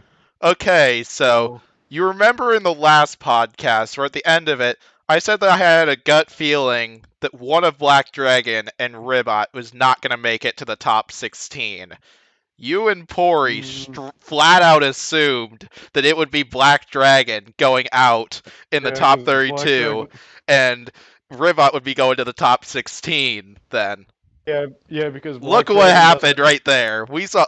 Yeah, well, I thought that because Black Dragon's weird and they didn't use forks against Rotator, so. Yeah, no, they used forks against Rotator. No, they did not. They used the Chinky Wedge. They did. Well, combination is what I'd probably call it, but no, it was literally the wedge. Hey, Spin Doctor's here. And to be fair, I only made that call because Ribbot's my favorite robot. Otherwise, I might have had a different input. Well, Pory, I'm not exactly after you as much because Civilian Arc was ranting about it more, but. Yeah, let him have it. Plus, Pory, I give you an exception. And stuff. So I'm cool. I mean, the way Matt Canada was running, I would have easily put them above Black Dragon all day long. Yeah, well, now you get to that's what I was thinking, honestly. Now you get to fight Hydra, Green. So have fun with that, pal. That's fine. Like I'll just vibe taking out Witch Doctor all day long. But though my favorite robot's up against the defending champ is the thing. Black Dragon's definitely up there as well, as is Jackpot, who all on my fantasy team that made the top 16. So all three of them have tough matchups that I'm really worried about. But yeah, all three of them. It's gonna be three heck of fights. So. Green, I don't want to hear it. All my favorites are out. Well, actually, most of my favorites didn't even make bracket, but you know. Yeah, it saved your robots the trouble of getting beaten by Team Green Square. So, because we know Ribbot would have flat out lost to Black Dragon again. So. Yeah, no shot. No shot. Like we would have gotten lit on fire again, and then Ribbot would have ran away from us. Bro, Black Dragon isn't even a frog, so I don't want to hear it. Yeah, frogs run away from dragons, so. It's a dragon though, it's not a frog, so that means Ribbot has the advantage because frogs are neat. And so Minotaur dealt with Deep Six. Cobalt, who is the one of my first 6 when we were doing the draft for King of Draft that I didn't get, they helped us out with Yeti, and then Jake here helped us out with Ribbot. So that way, come on, man. Yeah, so that way Team Green Square would defeat Team. I'm not even gonna run through your entire team name. You ever wake up some night in a cold sweat? Y'all ever just wake up at 3 a.m. in a cold sweat to watch George Lopez? Yeah, you turn on the TV and Nickelodeon's on because you were watching SpongeBob before, and then you wake up at 3 a.m. You turn on the TV, and then it's like the opening of George Lopez with them on the trampolines. I feel like everyone who was a teenager in the late 2000s probably experienced that at one point or another. Who's George Lopez? Wow. Wow. Can't Zam. I mean, no. I'm being kind of serious. So I'm gonna actually Google this because. You don't know George Lopez, man? Not off the top of my head, no. He's an icon. Yeah, he's a kind of. Oh, it's that guy. Okay, I know. Yeah, there you go. I don't remember waking up at 3 a.m. You just see him it's a weird phenomenon. It's like being cursed, kind of. It's complicated. Now, did you wake up, watch it, and then were a cold sweat after beating your meat, or? No. Like you're like you know how you like wake up at like sometimes you wake up at 3 a.m. because you had like a bad dream and you're just like kind of sweaty because it's like summer and like it's just like you wake up in a cold sweat and then like you just turn on the TV because you're like, what's on TV? I can't sleep, and it just happens to be George Lopez. Like he's not. I mean, George Lopez. I'm sure he's a nice guy, but he's not my type. I'm not into that kind of fella. What the fuck That is this conversation? Our demographic even know what a TV is the thing though? Like, what is cable? Well, I don't have cable anymore. I use Discovery Plus to watch BattleBots and everything. That's the only way, because going through commercials sucks. Yeah. Unfortunately, when I live chat with everybody else, I gotta watch it through commercials, so it's bad that way. Yeah, I have the season on YouTube and Amazon Prime. My family has it on Prime. I have it on YouTube. So. You mad? Oh yeah. Yeah. You can also watch a lot of the older seasons through Tubi now. Ooh, really? Dang, I might have to look into that. By older, do you mean Comedy Central or ABC? ABC. Season 1 and 2 ABC. Yeah, I'll definitely have to I feel look into that. I'm pretty sure that most, if not all, of Comedy Central is on YouTube because Central doesn't really give a shit if it's on there because they're not using it. So. Yep. Fingers crossed, stays. Yeah, definitely. Yeah, so anyway, back to this fight. This was an absolute banger of a fight, including the real victory was that Civilian finally admits that Black Dragon had entertaining fights, so... Finally. Ever since it fought Kraken, I've hated all of its fights, but now it got a good one. Yeah, and this was a really close bout between these two. Like, the judge's decision, I was not sure which direction it was going to go, so... Yeah, I'll go ahead and leave the floor to my co-hosts here anybody here. What do you all got on this one? Yeah, this was a banger. It was a banger vert brawl. I expected I expected one of them to just go in there and just like have the other bot ride them for like a good 30 minutes and then they like just get dead or something. But this was a fun fight and a lot of big shots were thrown in the shot. A lot of this fight reminded me a lot of Lockjaw versus Black Dragon, which I also was a huge fan of. Yeah. Mantine, Blaze, Spin. I was like an hour late. How we only now getting to Black Dragon versus? You've been missing because out. Of me, baby. Oh. Jake's been the star of the show. He's been like roasting everyone. Yeah. But what you got? I needed to wait for you to come on here, Spin, because you're my dog. I'm coming for you. Ooh. I mean, you haven't roasted me yet. I'm waiting for it still. Yeah, I haven't been around. Well, we're waiting. I'm waiting for that last match to kick your ass. Ooh. Oh, shit. Damn, it's like man. All right. I mean, it's kind of obvious based off of what I was talking about before we actually got to discussing this fight. So. Damn. I don't know. I might be a little scared when that comes around. I don't know what the fuck's gonna happen. It's gonna get a little wacky. I know Pory's really withdrawn until you talk shit about his bot, and then he gets real.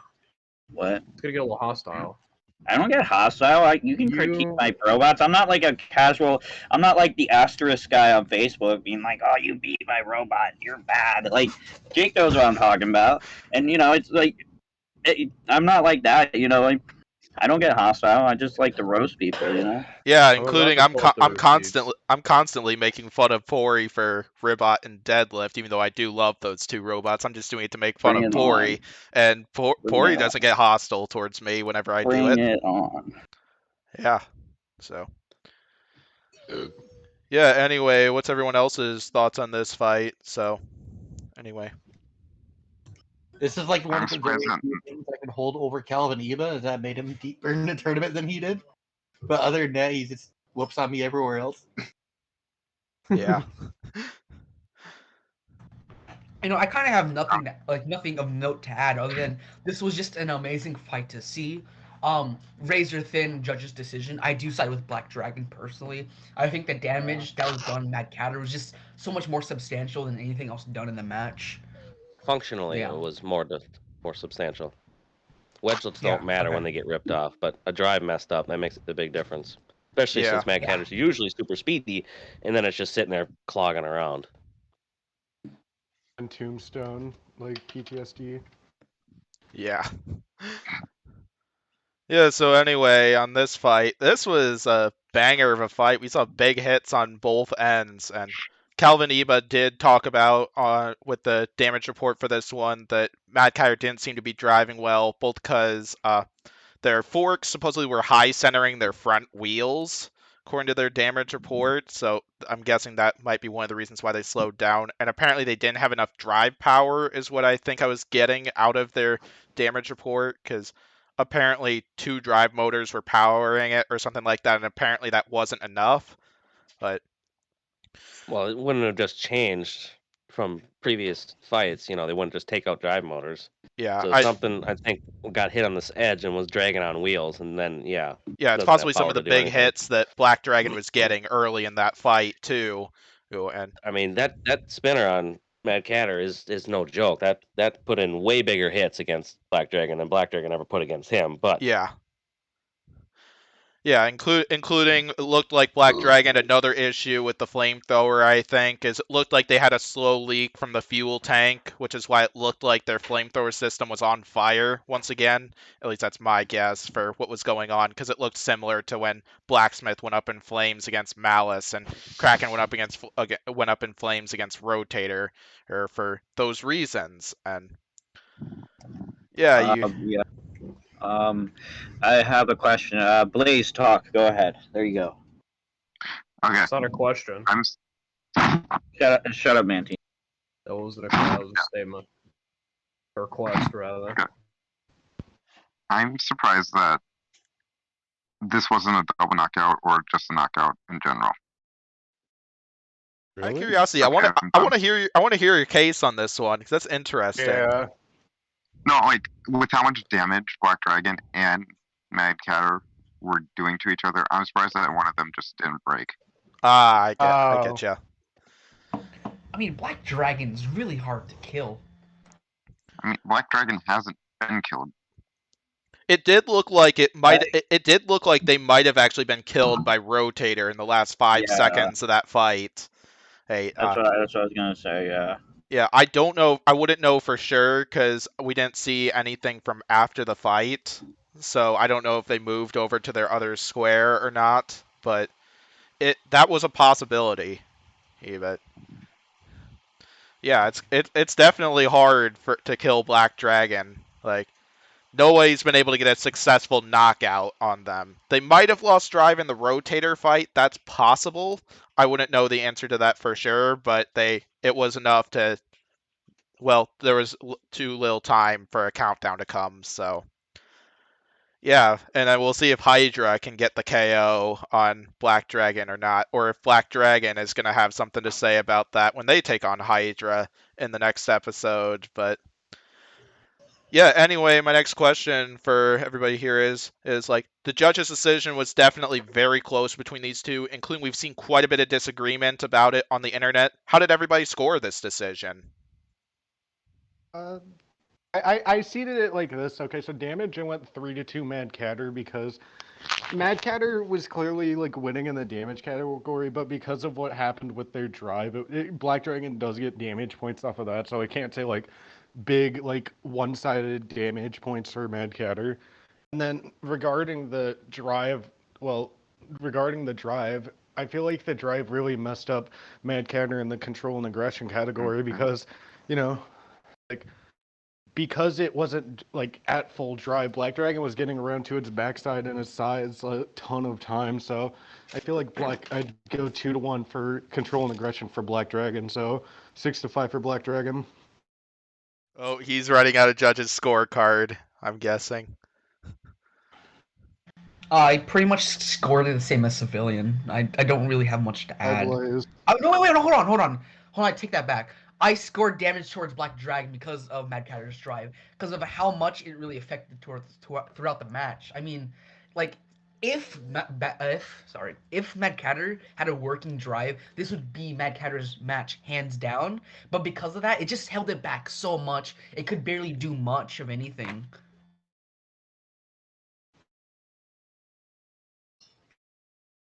Yeah, I scored at 9-4 for Black Dragon. They get all the damage. Well, not all the damage. It's 3-2. Plus they get the aggression and the control because So in you the end gave of the all match, control and aggression to them. not all. Two to one. Yeah, 2-1. 2-1. That's valid. But they won every category, but because they hurt the drive the most, so they have to get the more of the points there, and then in the end of the match, Mad Catter can't face them, so they can't control and they can't be aggressive. Yeah. So it actually really wasn't as close as what I would think other people are thinking about. Yeah. I think the reason why people are saying it's close is because Mad Catter was more impressive throughout the match, but like this was just Black Dragon's match, I think. Oh, definitely. He had way bigger hits, but they weren't effective hits that actually hurt the other bot. No. Yeah, in terms of how I scored this, I was kind of back and forth with this one, but I do have it for Black Dragon as for how I'd score it. As for when I last saw this fight, I scored damage 3-2 Black Dragon, but I was really debating on this one because like Mad Catter was definitely affected on the drive system, but then more of the visible damage was done to Black Dragon, as said by Martin Mason in the interview. Because like Black Dragon lost their wedgelets and they also had a fuel tank issue, but yeah, I think the drive system is kind of like was definitely key for a key piece of damage to take into consideration here, and why I'd probably go 3-2. Aggression, hands down, I think Black Dragon was definitely more aggressive between the two of them. I'd go 2-1 because Calvin Ebo is definitely pretty aggressive throughout the match as well, because both their drivers have incredibly aggressive driving styles, which is super cool and stuff. And then control, like this one was also a tough one, but I gave the edge on this one to Mad Catter just because I feel they were getting the more effective hits, and I feel they had more moments between the two of them. But I could definitely see Jake's argument. Like, Jake is definitely right about a lot of the stuff he was talking about there with all three categories. So I could definitely see the argument people are making for why they think Mad Catter should have won this decision, and I completely respect that. Like, I was not surprised that this was a split decision based off of how I saw the fight, so it was excellent stuff. I should just go as a judge. At least they get paid to be there. And they get a trailer too. Really? Damn. Yeah, they get their own little trailer outside. They get to chill out in. Nice. Yeah, That's they're cool. actually talent. Damn. Imagine not losing money going to filming. Yeah, I suppose it was wasn't Jackpot one of the teams that was in the green like after last season, if you kind of get what I'm stating by that? Nah, not really. Like, even You could like, bring Rusty and not get in the green. yeah. Ah, gotcha. You could bring the only way to basically get green is to be fully funded by whatever shield company or whatever company that decides that robots are good enough exposure but not enough where they would sponsor on TV. And that's hard finding the balance between that, even with the robot cheap as Jackpot.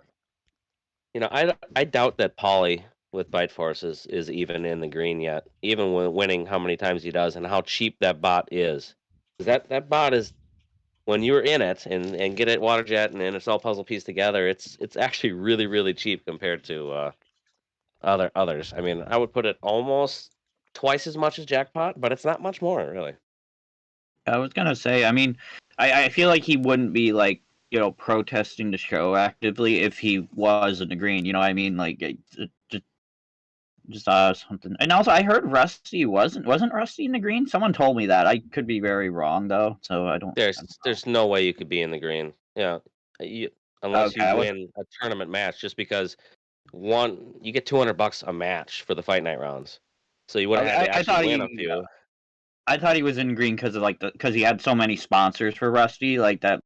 I can't imagine this year's possible. Depends if you got cash though, and okay. Most people don't want to give cash. They want to give their product because it's a lot cheaper for them to give out for a set cost. Yeah. It's just, I mean, yeah, the a biggest lot of sponsor that I've actually heard of, it would be TKO was our sponsor 2 years or last year, and they gave 30 grand for both bots. Just 30 grand cash right then and there. That'd be really nice for Jackpot. Yeah. I mean, unfortunately, I mean, in they a way, see no uptick in any of their sales, so they didn't want to sponsor anymore. Yeah, you get it for even if you find like the token perfect sponsor, if they don't see any uptick because we don't really have a lot of viewers on this show. If they're not going out saying buying comics for TKO, or if they're not signing, if more records aren't being sold through Atomic Records with Blacksmith. Mm-hmm. If they're not seeing a return on investment, they're going to just drop you, and now you're relying on hunting sponsors again instead of maybe getting a expenditure, which would be better for everyone. Best bet is just to find a sugar daddy, and he can pay for everything. In a way, Waiachi technically fully funds Hydra, so yeah. Well, Ottergun does, along with the other sponsors. So. Well, no, Ottergun is us. Is us. That's the yeah. joke. Gotcha. Our problem we sponsor is ourselves. We could find a sugar daddy in Vegas. Problem is that everything out here wouldn't be censor. It wouldn't fly past the censors out here. Like, there's plenty of adult entertainment locations in Vegas that would hold a robot. Dude, I'd be all for it. Send it my way. I have a question. What is an udder gun? Like, I always see it on, like, the Waiachi bots. Like, what is an udder gun? You didn't Google it? No, but I feel like your description would do better justice. It looks like a gun. It's handheld, and you stick it underneath the cow by their teats, and it runs up and down their teats and cleans the teats before they put on the milkers. Zam. Oh, fuck. So it's literally farm equipment. Oh, okay, that's cool. I have a question about the udder gun. Don't stick your dick in it. I was just about to say it. Wait, what? Yeah, why do I sound like you have experience from that? Yeah, that question comes up more than you would think. Oh no! Oh no! Anything that's roughly phallic shaped when it works. Oh gosh. Yes. What the hell? Okay, what was your question though? Yeah, I think you answered it. Oh, see? I can pre-answer that stuff so easy now. Gotta love having Spin Doctor here. He brings some awesome questions in. All right. That was not awesome. that was not awesome. Anyway, anything else on this fight, or should we get to the next one then? Next fight it is. Ooh, yeah, I gotta change the background settings. So we got Blip and Valkyrie for this one, and yeah, this was one that Battlebots was hyping up in the trailers for this time around, and in a way, this fight did go how I was predicting it to, because I was predicting that Valkyrie's weapon was eventually going to break, and then Blip was just going to get flip after flip on them, but I didn't expect Valkyrie's weapon to go down so quickly in this one. But anyway, then I'll just go ahead and leave the floor to co-hosts here. What do you all have on this one? It was a fun flipper one-sided fight. Like, I'm glad we got to see like Blip absolutely dominate a bot that wasn't like a winless robot. So that was fun. a weaponless one though. It's true, it was. Valid. And it also fought Triple Crown. Yeah. But can we even give it those wins? I mean, come on. What's crazy between both of these bots, who had the easier road to get into the tournament? Basically Valkyrie's basically an 0-1 robot going into the fight night, going into postseason. Let's be real. About the freaking Triple Crown Valkyrie fight is that's the most viewed YouTube video right now. Wait, really? Yes. What? What? The one that has It's like 3 million views or something like that. I need to check that. I need to check. I need to check that out. I'm looking that up on my Valkyrie. phone. Why are people watching it? I think I know the reason why. Probably. I think looking at Leanne, I suppose. Yeah. I was thinking. Like the mystery behind Triple Crown, because like people who follow Battlebots for the past like 2 years are like we're kind of in their minds of like what the hell is this thing, because it's such a unique, interesting machine, especially by like such a legendary builder. That's my theory, at least. I could be wrong. Damn, yeah, that thing is 2.6 million views right now. That's crazy. Shit. Wow. So you're saying getting YouTube is not actually a bad thing? Oh, I haven't quit on YouTube yet, so it can't be that bad. I mean, I actually enjoyed that Jackpot deadlift went to YouTube because I was actually able to show it to people and not have to, bootleg it. Snipe it. That's true, actually. Yeah. That's a good point. Then you don't have to pull up. Oh, then you got to open up the app on your phone. Then you got to go to the exact point in the video. Then by the time you get to that point, they're not interested anymore. Yeah. You're lucky to get them interested the first time, right? I mean, you'd be surprised how many construction workers like fucking the robot shit once they find out you do it. All right. Oh, I got recognized in Walmart today. Ooh. Some random guy. Was it for the other gun or was it for Hydra? For Hydra, yeah. He liked Reese kicking my ass. That was his one compliment, that he liked Reese bashing me. Did he did he ask if you could put it? Did he ask how you could use the other gun? Is that one of the questions? No, didn't ask anything about the sponsors. No, I gotta do better sponsor workups. Yeah, man, you gotta advertise better. Anyway, what's everyone else's thoughts on Valkyrie vs. Blip then? So I know Civilian Arc covered most of the basics of it. I'm just happy to see Blip. Oh, sorry, go ahead, Mantine. Oh, thank you. Valkyrie did a Blip, Valkyrie did a Tombstone, did what it does, dies, that's about it. It's a pretty good fight. I think the difference between Valkyrie and Tombstone is that Tombstone delivered like one really big kill shot, just one really big hit that like did so much damage, whereas Valkyrie kind of just grinded on Blip until it died. I'm happy to see Blip fight like a really good spinner, but like I just wish it fought a spinner that can actually survive. Yeah, I was gonna say calling it a really good spinner and then saying I wish it was a spinner that could survive is kind of like a contradictory statement. It really blew up Triple Crown there. Got that, Valkyrie had a really bad fall from grace this season, going from the most destructive robot last season to having a weapon that worked maybe one match. Yeah, it was.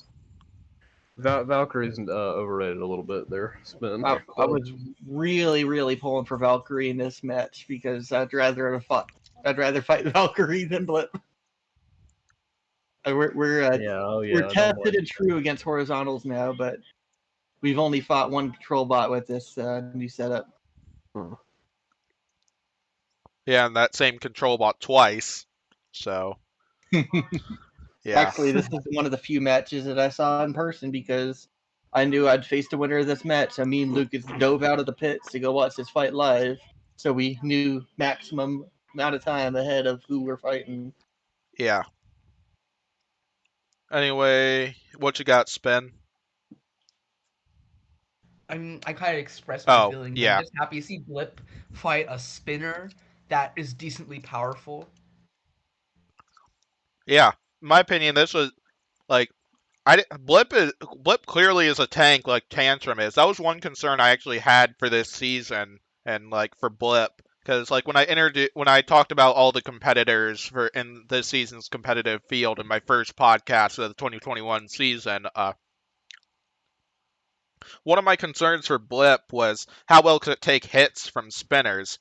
Could we see a similar result with Hydra and Minotaur, or if they went up against a big spinner that managed to get to like the sides of the backside? And because we don't know, but they were able to take the hits pretty well against Lockjaw, and yeah, took the hits well against Valkyrie before Valkyrie's spinner went down, and then it was, yeah, the airtime that Valkyrie was getting in quite a few of those flips was, yeah, incredible. It was so much fun to see, and it looked like, well, Valkyrie did handle the first, like, dozen flips really well. Looked like they lost drive not long after that. I haven't seen a damage report from Valkyrie, so I'd guess that if I took a guess, I'd bet the reason for why their weapon went down might have been a wiring problem, because I know that was common within the team last season, but I wouldn't know the answer to that for sure. But yeah, great showing from Blip. Valkyrie ended up getting stuck in a position after Blip's. I think Chris said that they flipped Valkyrie 18 times in that fight, which is you got a record to beat. Yeah. Yep. He's gonna try to go for that record when they take on Jackpot probably, because Aaron's coming for Jake. So, in terms of his flipper record, but I don't think he could have a better bot to try to get his flip count against though. I mean, last year when we went up against Megabyte, I got to put on a big wedge, which means I don't hit the ground with my floor scrapers, and I can actually drive around. And with his wedge, he's got the same thing, so he can drive around where he needs to. If Valkyrie was actually spinning, it would have been a lot different, because he's gonna push. He's a Brit flipper. He's gonna sit there. He's not gonna flip into anybody's weapon. He's just not going to. So he's got so much wedge just sitting there, and he's just gonna keep pounding into people until he can eat them into submission.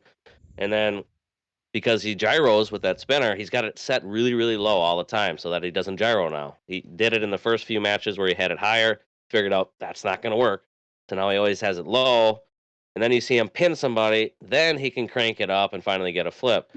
So most of his flips, is he trying to do anything quick, is going to be super small, because he can't have it super going.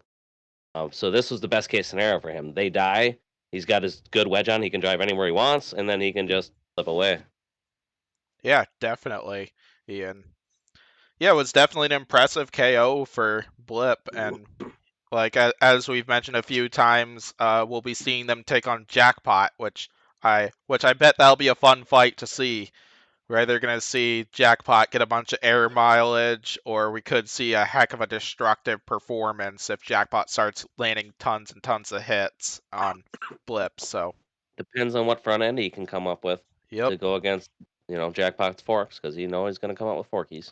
Yeah, I wouldn't doubt he's going to try to go for ground game to try to avoid Jackpot's vertical spinners, but it will also depend on what Jackpot goes with, because we might see Jackpot go with reach, like what they were able to do with Lockjaw last season, but we're going to find out this Thursday. So reach against that wedge, it wouldn't probably end up very well. Probably not, but yeah.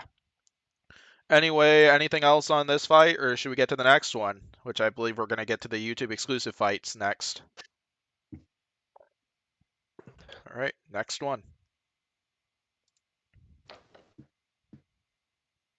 Pain. Oh yeah, because Captain Shredderator is on both Civilian Arc and Spin Doctor's teams, but Captain Shredderator is the namesake of my team. Shredderator is literally the only bot on my team that made bracket this year. I'm so angry right now. Yeah, after both your predicted champ and predicted Dark Horse went winless. So I don't want to. No, my predicted champ is Copperhead, and my predicted Dark Horse was Lucky or something. Why didn't you pick Copperhead in the first round at King of Draft then? You paid me to. I'm gonna chime in here. Civilian Arc, your predicted champion was Lockjaw, and your predicted Dark Horse was Sub-Zero. They both went 0-3. They both went 0-3. I don't want to hear it. Look, pal. I'm just saying. I was there. I watched it happen, and I watched both your robots get pure losses, and I'm sorry, buddy. No, I'd happily admit that my original Dark Horse pick was Fusion, and then I did have hope after the Cobalt fight, and unfortunately it didn't work out in the end. If that freaking thing would ever work, I mean, Jesus Christ, it would be nice. I mean, my Dark Horse got kicked got its ass kicked by someone who's in this chat right now. My predicted champ got its ass kicked by someone who's in this chat right now. I ain't afraid to admit it, you know? Yep. That's Oops. very true. Yeah, and including one of your other top 4 picks got its ass kicked by somebody else who's behind the scenes on Jackpot's end. Is that Brad again? Is that what we're talking about? Yeah, because Pory had Pain Train high up on his list for robots he thought would go far. Pain Train had hope, man. I believe. Which I'm not denying that, because Had hope in what? He should stay in the smaller weight classes. Let's just say that. Pain Train would only win like a Battlebots competition. Let's be honest here. No, I don't want to hear it. Pain Train is neat. I like Pain Train. It's cool, but it's built like it was an Antweight. I mean, everything's just out there hanging in the breeze. The drum falls apart all the time. It had its moments in the Yeti fight. It's literally designed to be a Battlebot. It had like one moment in the Yeti fight. What do you? No, I don't want to. Look, Spin. I don't want to hear it. Look, I'm trying to help you out here, buddy. Sorry, the only win you have with Pain Train is against me. Ooh. Yeah. Don't get me wrong. He's a really aggressive driver when it comes to driving, except for when he says he's going to be super aggressive, and then he comes out and doesn't do anything. I have yet to see Evan be aggressive in the heavyweight scales. Right, exactly.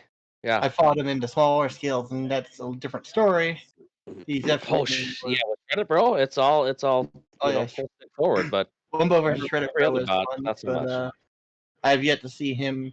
If he can get Shredded to drive like a Beetleweight, he'll be good. But Shredded drives like, or not Shredded, Pain Train drives like a heavyweight. They are totally different animals. Yeah. So, yeah, we'll go ahead and move back to this fight. So, Rotator came in with this one with I believe a similar configuration to what they went with when they took on Valkyrie, but it looks a little, from observational reasons, it looks a little sturdier based off of how well they were able to take hits. But what really shocked me was how much damage Rotator was able to do to Shredderator on this one, because like the teeth were ripped off, the shell was cracked in multiple spots, and yeah, like even though they went with I think they went with a different shell configuration for when they took on Tombstone. Tombstone wasn't able to break through that shell, and kind of goes along with my point here. This is a great victory from Rotator, and Pory was definitely mentioning this yesterday after Civilian Arc's podcast, but I could definitely see Rotator going far this season. So, yeah, what's everyone else's thoughts on this one? I have a question about the shell. Did it split when Rotator ripped off a tooth, or did it split when it hit the shelf? Yeah, that's also a good question, because I know they did seem to lose a tooth after they hit the rails, and like what Spin said. I want to talk Doesn't about matter. He ripped himself apart. Yeah. Yeah. It's a big rip. I love Classic Captain Shredderator. Shredderator. Every fight it's in, I see so much potential. It's very powerful, and it takes hits okay until it dies. Like, it dies so much. It's Captain Shredderator. Yeah. It just hurts to see it. Like every fight, it does decently or well in like the first minute, and it just flatlines after that. Yeah. That's because that's what Shredderator does. Yeah. Shredderator is a robot from 2007. I just see so much potential. Playing as a 2020 robot. And he let's go. He went to China, right? And he did excellent there. He's in China. Okay? The competition is strictly different. I mean, I would hate to say it, but even look at Orby. Orby, you freaking killed it over there and bring it over here, and yeah, it's a different. It's a whole nother ballgame. AOB is different.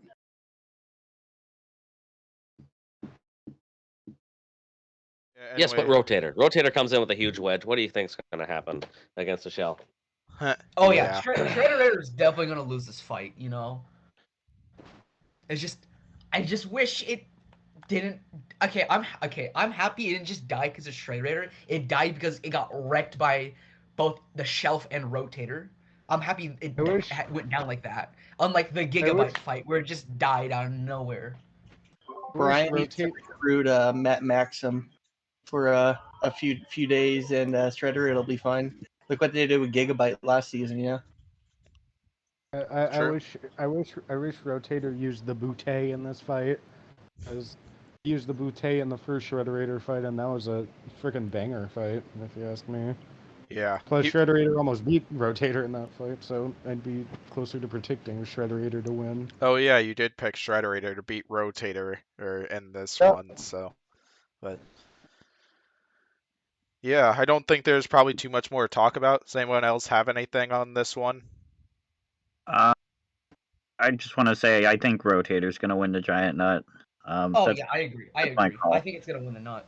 I guarantee that his driving is what kills that bot. The bot itself is pretty good, pretty tanky, spins a lot, but his driving, he has plenty of driving errors that is gonna give him issues, and it always does. I mean, last year going up against Endgame, he won that fight if he just would have backed away, but he didn't. That's just pure, bot IQ. You just had to back away. He would have beat Endgame. Endgame's not your champion then for last year, and it's as simple as that. But he messed up. Yeah, I think also the driving error he made at the beginning of that fight too, that allowed Endgame to get the angle to kill off those forks too. Oh, but it's really hard to be perfect nowadays because there's so many other competitions now, so everyone's just so sharp when it comes to driving now, so these little mistakes are going to be worse and worse as the seasons go on, you know? Yeah. Yeah. In my bracket, I have Rotator going out in the round of 8 with 8 left against Cobalt. Oh, but I could definitely see Rotator going all the way.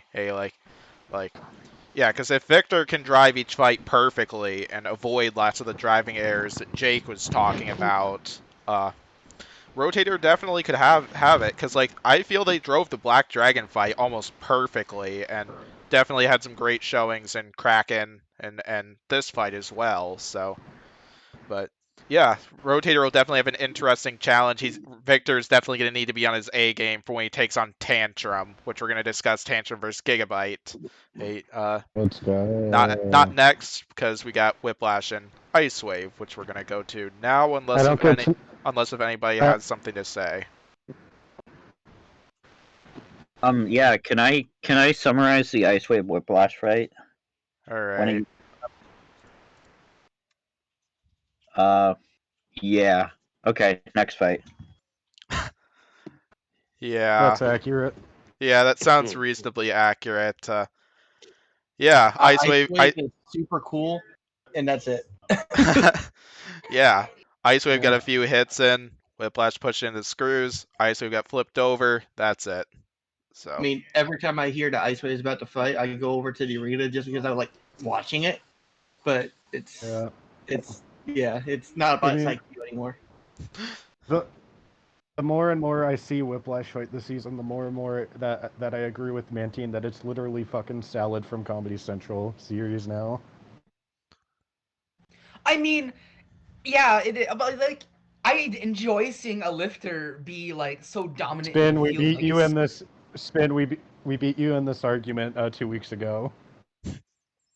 Wait, what? I don't. What do you mean? You. Mantine lawyered you 2 weeks ago with that argument. What argument? I'm so confused right now. Yeah. The Whiplash being a lifter argument. I suppose before this podcast did record, Jake did reveal to us, when Whiplash would use the vertical spinner, and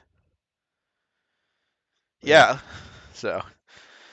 Yeah, as Jake mentioned before, that Whiplash would use the vertical spinner if they got a rematch with Hydra, which I personally think is why they won the fight with Hydra, the damage they caused with that. But yeah, I think we probably about covered it. Is there anything else to be said here? Should we just go on to? I want to say a couple of things. Yep, go ahead. This fight, I think, went a little longer than I expected. I expected Whiplash to just get in there immediately and just flip it within 30 seconds. It lasted 40 seconds, so I will say, the wedgelets on Whiplash in this fight looked like it hindered a little bit because there were points where it just got stuck on the wedge. just impeded its driving ability. I just want to take note of that. You know. Yeah. But I enjoy seeing Lifter Whiplash be so dominant in the field. It's just I like seeing control bots do control things. I am sad that it's less unique with its Lifter, but like it's just so great to see. I mean, I'm just how sad that everyone's like disappointed they're not using their vertical spinner, because like even as a Lifter, it's still great to see. It still puts on really good fights, and yeah.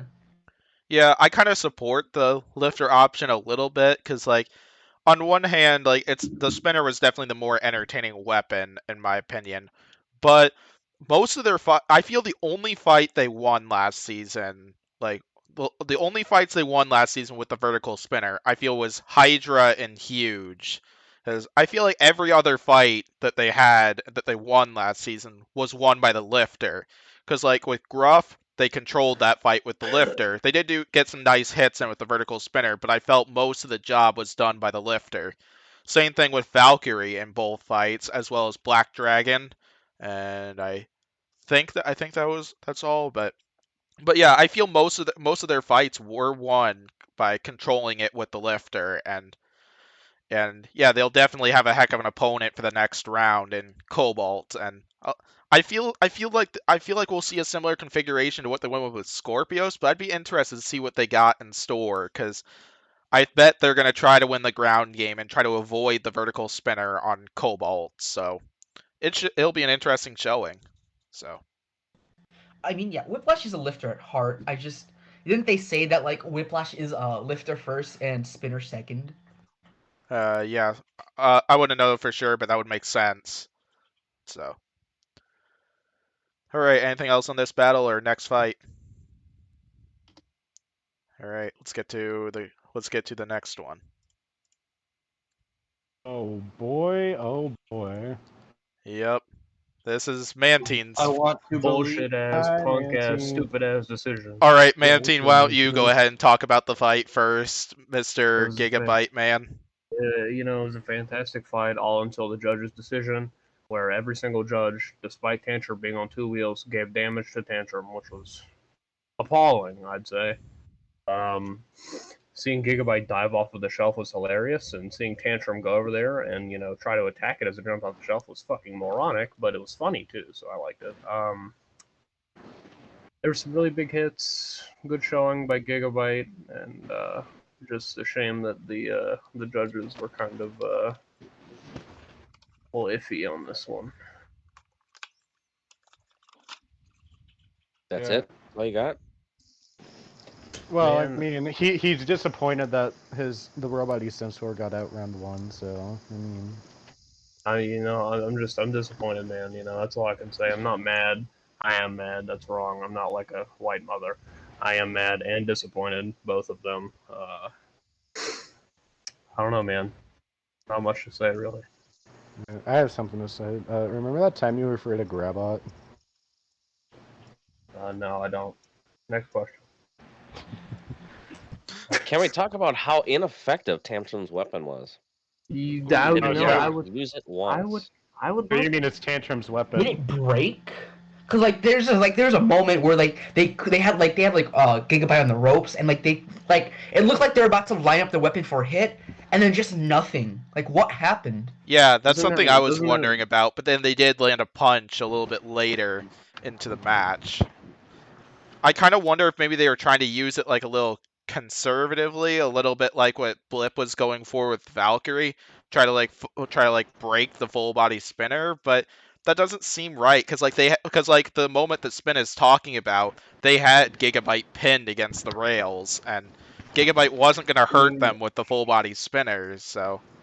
Between Tantrum losing their drive, yeah, that moment that Jake's showing right there. Just chilling out. Yep. I can't tell if it was a decision or just it can't be poor reaction time. They pinned them in the corner and just sat there for like 3 seconds. The thing is, I don't know why. I don't know. I don't see a reason to not use your weapon in that moment.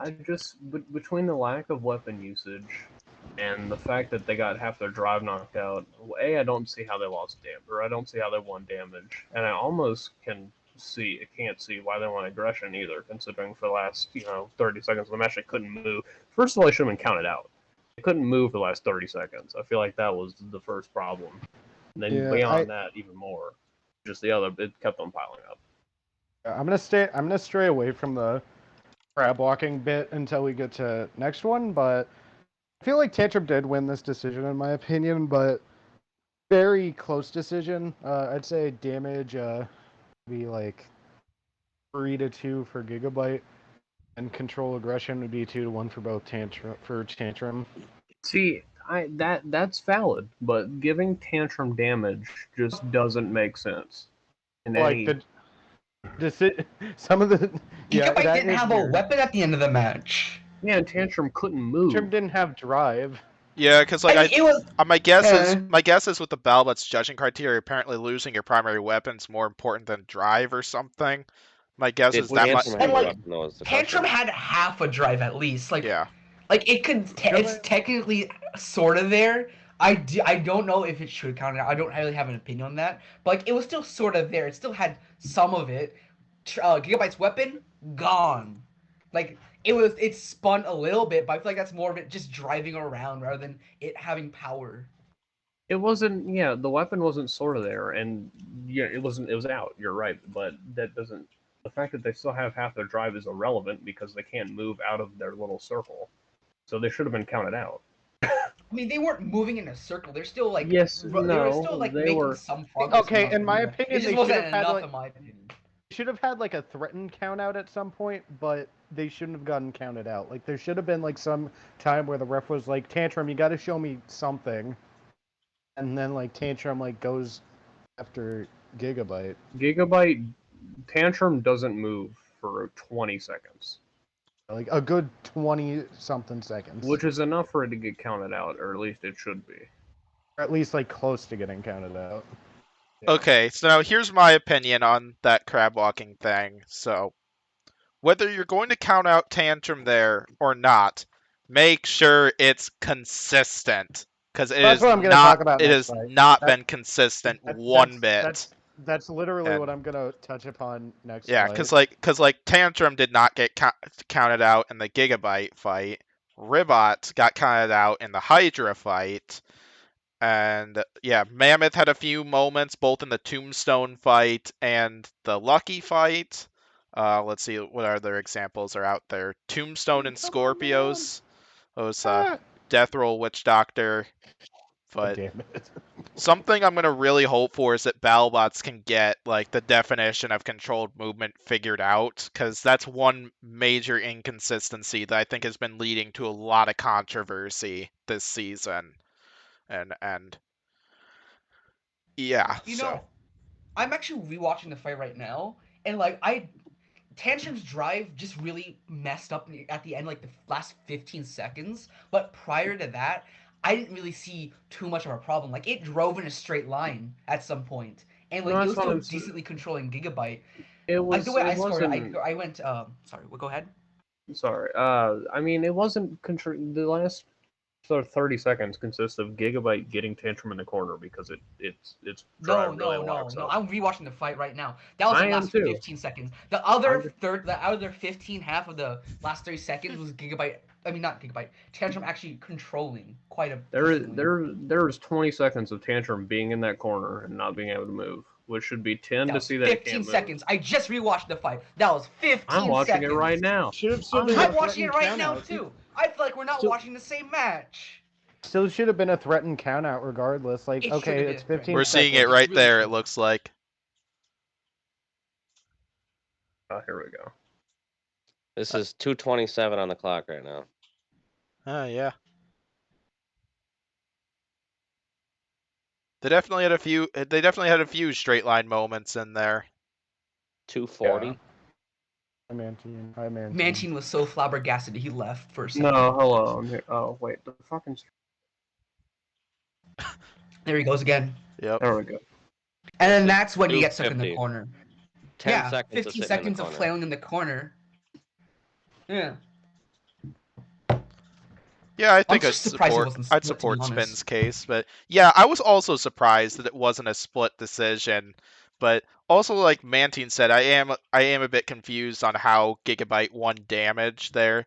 Yeah, because like the only pieces of damage really done to Gigabyte was the front attachment that John Mladnick, which I think was a really cool idea and did better than I expected, to be honest, just knowing how low to the ground Tantrum is, even though it got ripped off about 30 seconds into it, and then Gigabyte's full body spinner went down. All the other damage was really Gigabyte, so yeah, because like we saw that amazing dive off the shelf right onto the top of Tantrum that caused a lost wheel, and Gigabyte messed up that front pretty good. And yeah, like Jake said, we didn't see too much usage from that puncher on Tantrum. And like, while definitely some damage is accounted for by like the opponents doing damage to itself or damage done by arena hazards, like the damage category is supposed to primarily consist of damage done by the primary weapon. At least that's what Chris and Kenny are always talking about when they're commentating these fights. And Gigabyte was using their primary weapon for a lot of it. We didn't see much from Tantrum, unfortunately. So, which is yeah. Because yeah, I'm definitely with Mantine, and I think Civilian Arc too, where I did score this fight for Gigabyte. So I scored it for Tantrum. I scored it for Tantrum.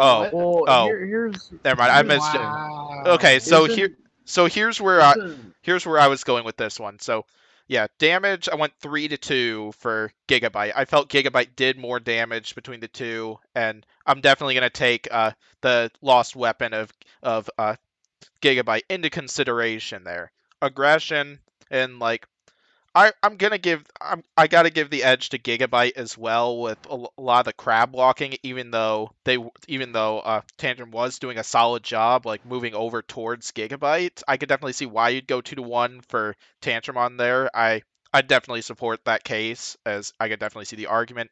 Control, I'd give that one to Tantrum as well, because like Gigabyte just wasn't really didn't seem to be getting much done despite the crab walking that Tantrum was doing without that full body spinner, and that was holding them back, I felt. So we'll go ahead and hear everyone else's case on that, as I know Jake was shaking his head at me for a few of my moments. On the note of, I just want to say, and then anyone can say everything else, because I kind of said my judge's spiel already. On the note of aggression, Gigabyte wasn't really going after Tantrum as much as it could have while it was crab walking. Yeah, that's Tantrum true. Tantrum was at least trying. It had crab walk, but it was trying to get to Gigabyte. Gigabyte was just not going after it. It was like, I'm sure they were like waiting for a count out or something, and they just didn't get it. Isn't part of aggression using your weapon though? Is it a part of aggression driving towards your opponent, which Gigabyte did not do very often near the end game?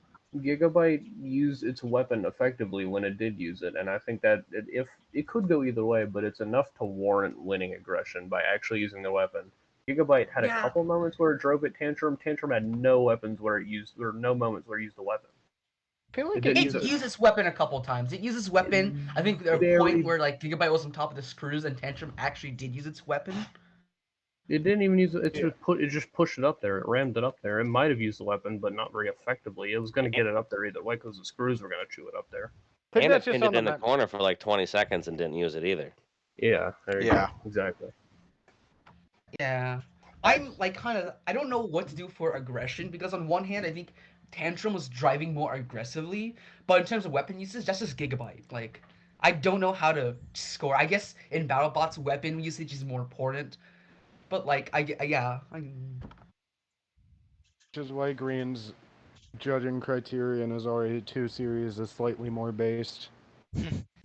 I think I went the edge for Tantrum in damage because Gigabyte lost its weapon. Tantrum had its weapon even if he didn't use it and have its drive, so I didn't weigh it too much towards Gigabyte. It was like 3-2 for Tantrum, I think, on my card. Control is also Tantrum. I think now I'm leaning aggression towards Gigabyte, even though in the last like 30 seconds it wasn't driving very aggressively. Though I think my judging like changes over time. I think when I watched it initially, I gave Tantrum the edge in all categories, which I now realize was not very smart. Yeah. Stop laughing. I admit I made a mistake in the heat of passion. All right, Do that'll you be admit you made a mistake predicting Shatter to beat Sawblaze in my battle? No, I stand by that. Shatter would def win. I disagree with any other statement. All right, thank you, Lisa Winters. That'll be all from you. Anybody else have anything to say? Damn. Anybody else have anything to say? Jesus. Yeah, anybody else want to talk about how they would have scored Tantrum versus Gigabyte? It looked like you were writing up a scorecard or something of the fight.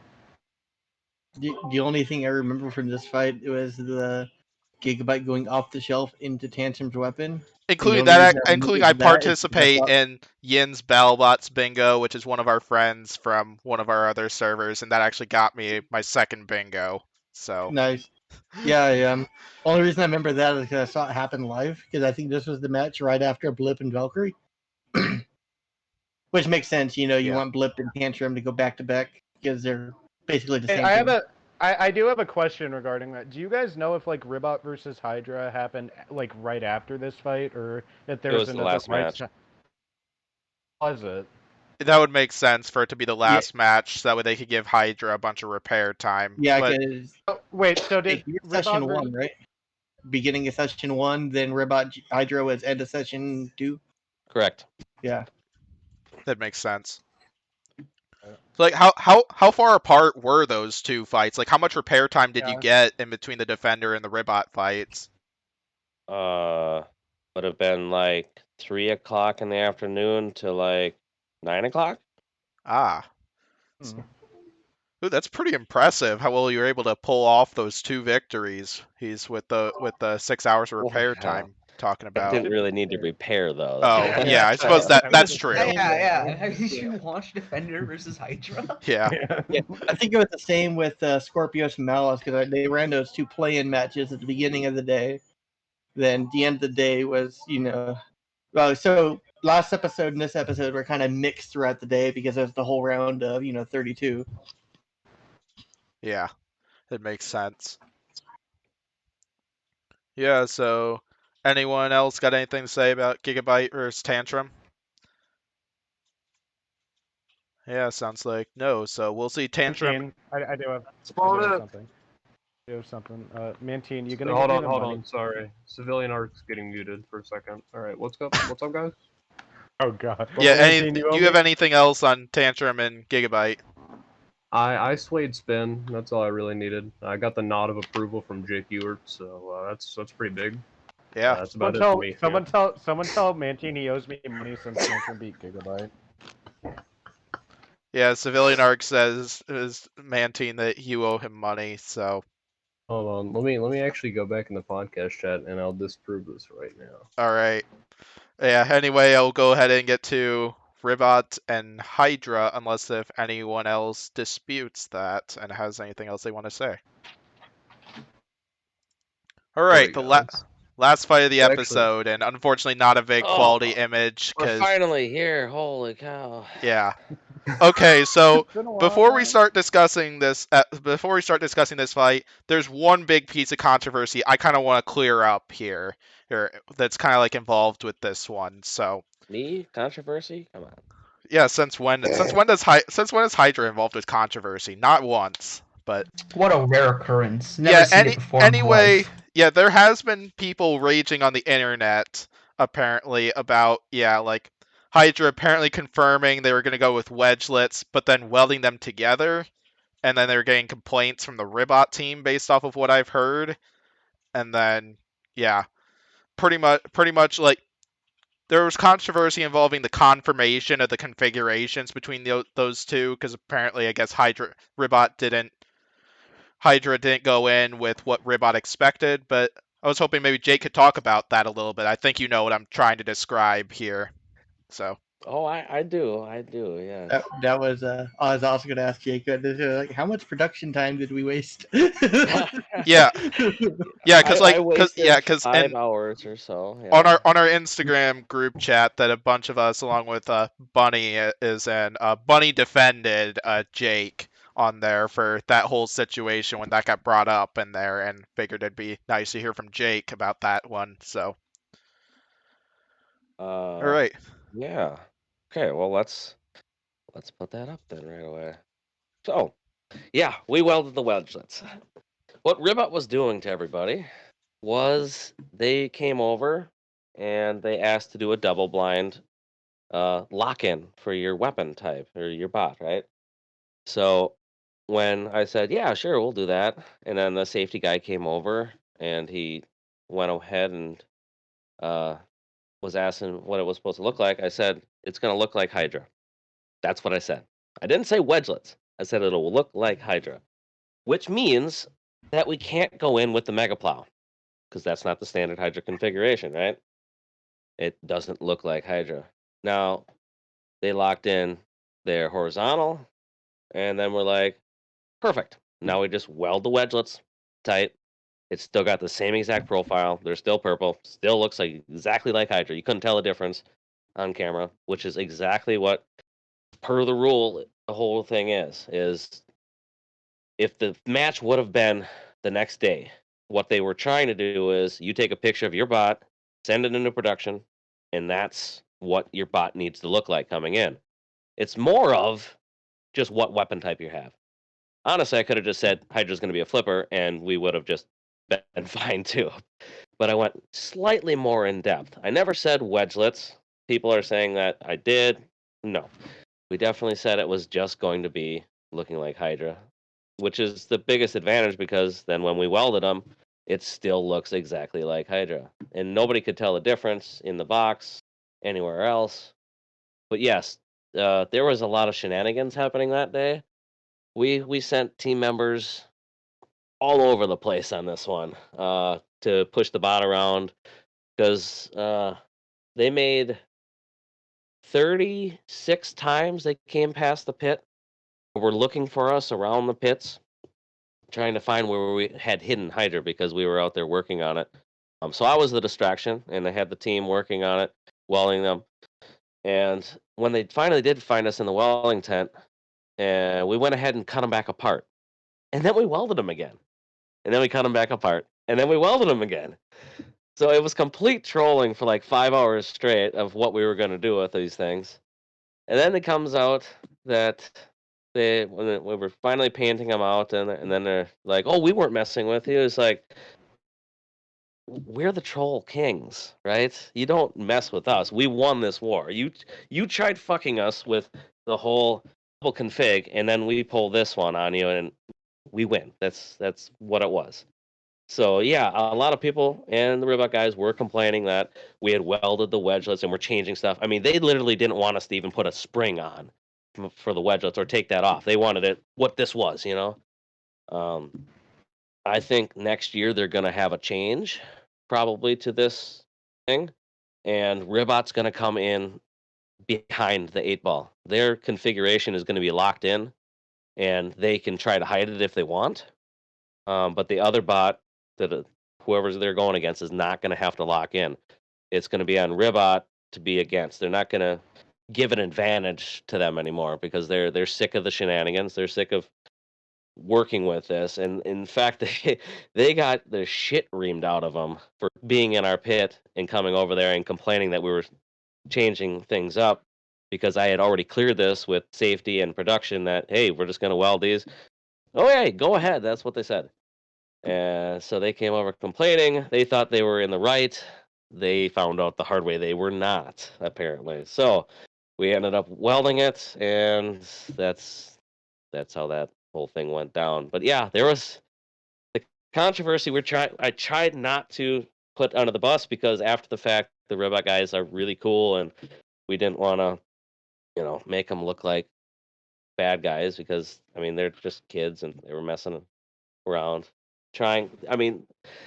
Let's get it right because their heckling game is top notch. It really is. But you're going up against us, and we have some of the best meddlers there is. So they got a little bit of a schooling on that one, but otherwise, I think they probably got the number 2 meddling game in all of BattleBots.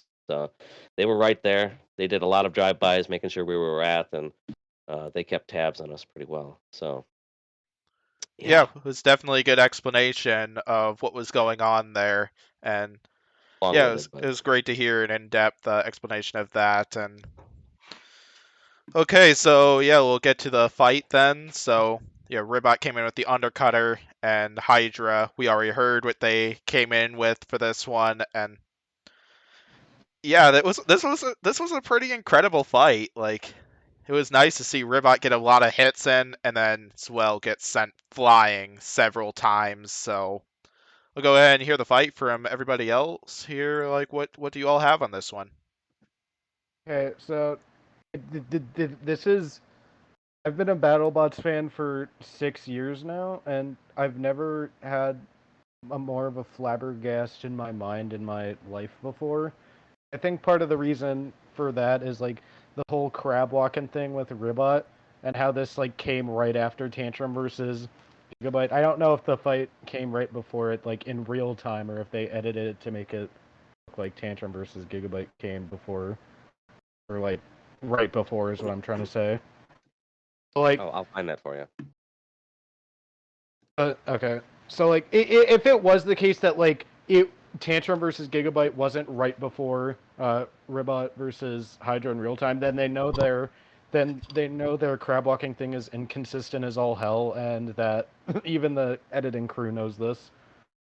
And it's like, okay, Ribbot gets counted out, fine, but Tantrum had probably less mobility in Ribbot in some cases, and didn't even get like a count out threat on them, which is to me kind of baffling.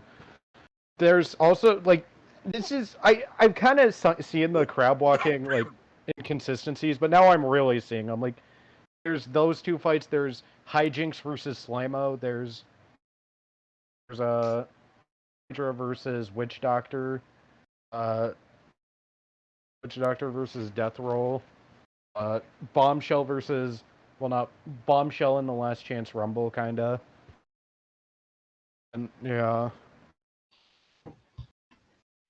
Tantrum Gigabyte was 3 fights before us.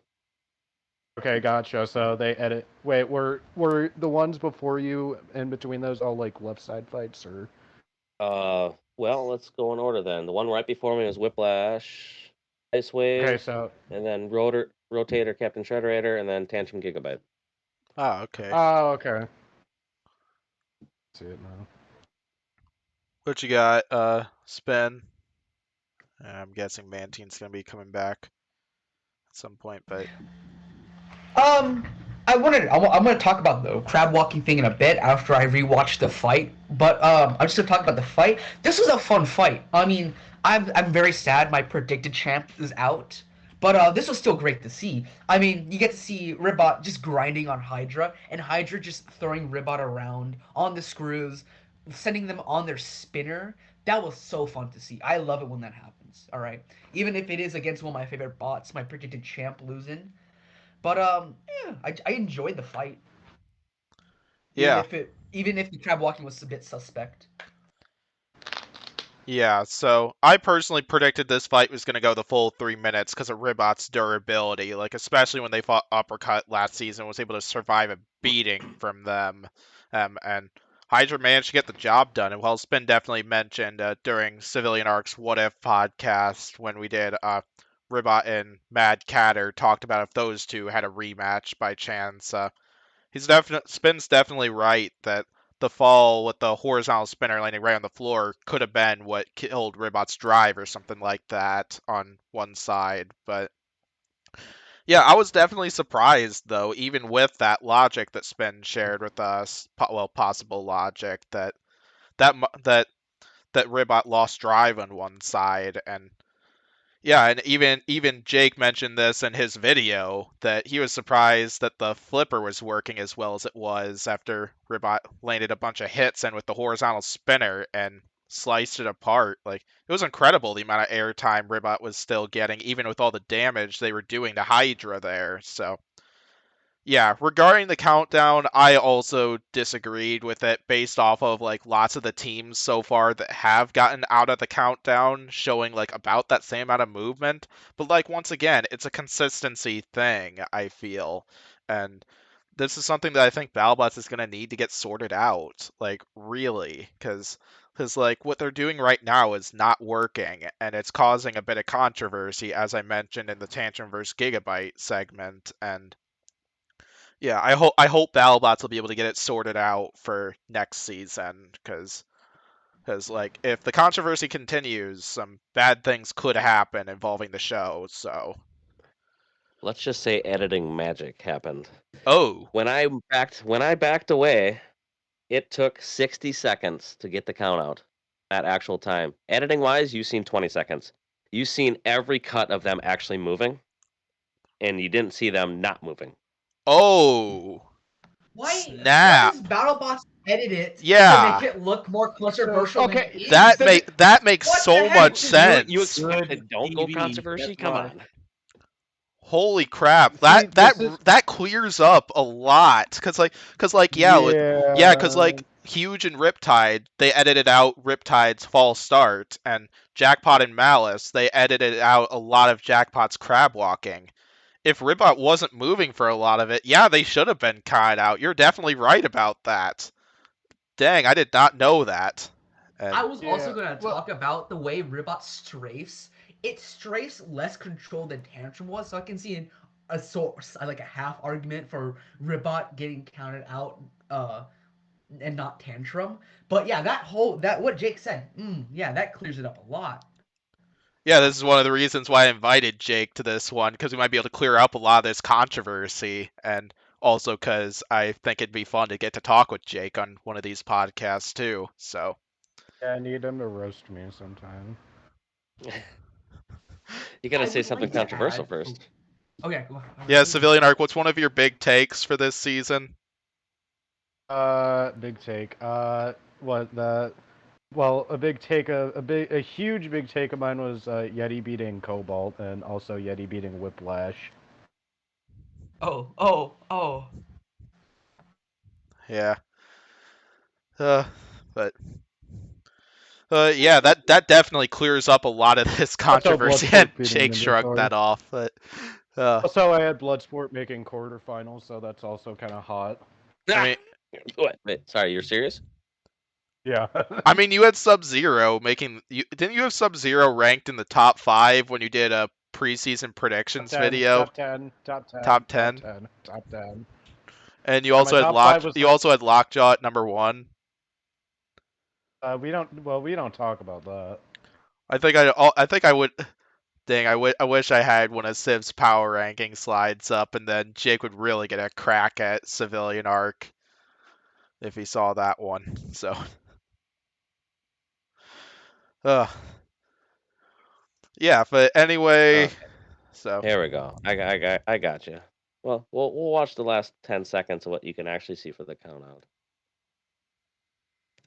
This is what it really looked like.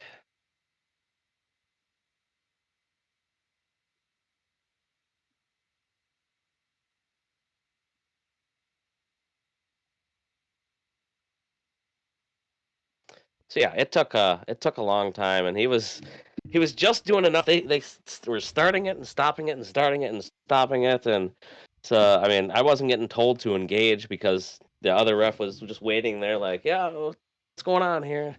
But yeah, it took a long time, and the crowd was booing me during it too, just because I was playing, keep away because he was just sitting there.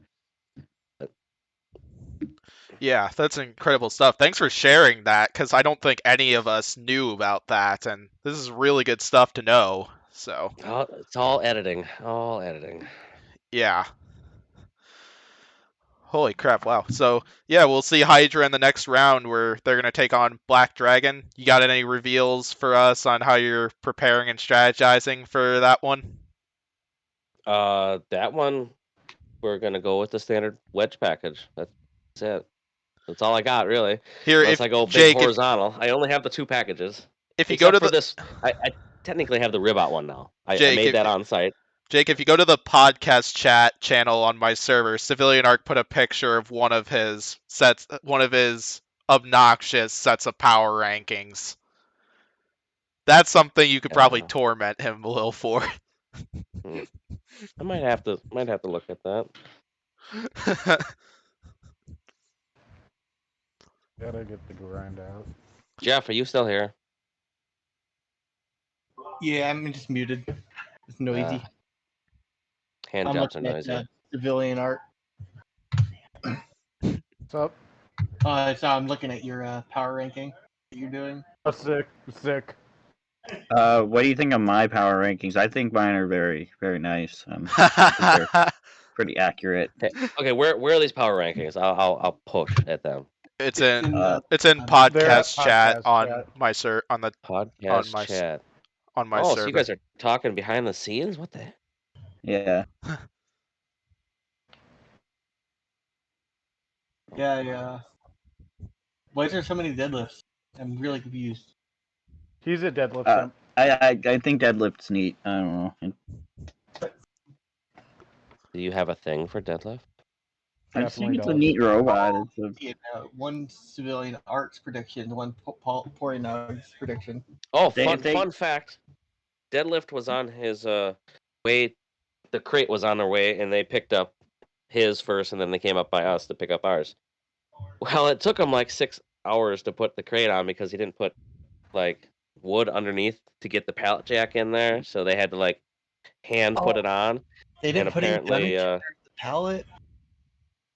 No, yeah, they didn't. They put them like the long ways, and you couldn't get the pallet jack in there and up on the tailgate of the truck and stuff. So as soon as we got to the shop, we fixed it for them so they could put it back on.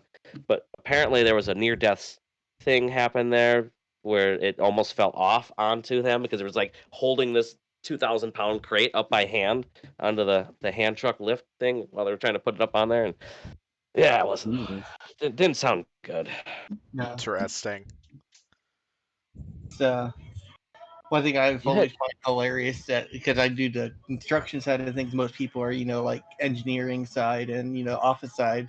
No one realizes the logistics that goes into moving things or general construction. Like everyone knows the theory, but no one knows it really in practice. You had Ribbot at 1? Both of you? Oh, Pory's a Ribbot simp. Ribbot's my favorite robot. To be fair. I had Ribbot But over still, Endgame. you can't put him up there just because you like him. I had Ribbot over Yeah, Endgame. I can. I had Ribbot over Endgame because it performed better than Endgame did. You can't have me at number 5 because we only got 2 fights. It's true. Only good robots get 3 fights. Just to be honest, though, just to clear some of this stuff up, a third of the way into the season, Civilian Arc and Pory stopped taking it seriously, including Pory had Battlebots toys in his power rankings a few times. Yeah. Well, the last power rankings I did was literally the Comedy Central 2.0 super heavyweight class. Like that was literally my power rankings. Along with Ribbot, these Deadlift, aren't and very far off. Pretty close. Thank you. Mine or his? Mine. Well, besides for Ribbot being 1, I mean that's just moronic. But the other ones are all relatively in a right spot. We all know the defending champion has to be number 1 seed. It only makes sense. Yeah, I think Mantine spent like 45 minutes to an hour roasting Civilian Arc's power rankings. A lot of that being with Smee being at 23 on there. Oh, I didn't even see that one. Yeah, why would you even have him on the list? And including Blip, who was 3-0 at that episode's at 27. I don't care what they're ranked. Oh, I suppose that's true and stuff. But I like Smee. It's a neat robot. Smee's had tougher opponents. It's neat. Yeah, because like what a lot of the builders were stating at the opener for the episode 11 on how doesn't matter where you got seated, it's just who you're fighting next, and yeah, records don't matter. You can check the promote your content page so you can see my ass get beat by Mantine. Yeah. Yeah, Civilian Arc made a compilation video of every time that his power rankings were getting roasted by people in that involved with that podcast. Most of that coming from Mantine. So you guys seem pretty tame though compared to the other shows. Interesting. Wow, I did not expect to see that because I know there's a lot of Sometimes it gets pretty trash talking. To be fair, I feel like me kind of stepping back in this episode plays a role in it because I'm usually way more in your face. I'm just like kind of sick, and I partially lost my voice from band practice earlier, so I'm like kind of just vibing here. It's like, where'd you stick that flute? I'm just like, yeah. But normally I'm like, me and Civilian Arc are like screaming at each other. Like, yeah, usually a lot crazier. including before the top 8 of last season, before the episode where the champion is crowned. I think we spent like an hour arguing over who was going to win the giant nut because Pory had Ribbot winning it at the top 8. I had Black Dragon. Almost did. Civilian Arc had Tantrum. Oh, you couldn't even get past Black Dragon. You got wrecked in that matchup. No, I don't want to hear it. Ribbot will go all the way next season. You'll see. It'll be great. Well, Ribbot first. We'll have Deadlift in second if they get accepted. I hope in the competition. Winky, winky. I mean, ooh. Come on, Jake. We need Ribbot. No, they might be changing the high voltage rules on them. Ooh, come on, man. No, come on, man. Don't do this. And uppercut. Oh, I don't really care about uppercut, but come on, man. They're the only 2 that use super high voltage, so that's the only ones that would really matter. Yeah, but I need Ribbot.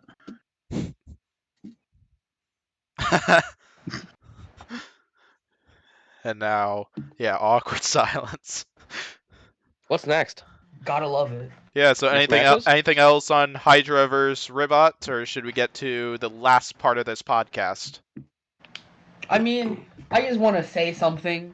I am really sad that controversy is just gonna cast a really big shadow over what is a really good and entertaining fight in Ribbot versus Hydra. Shit.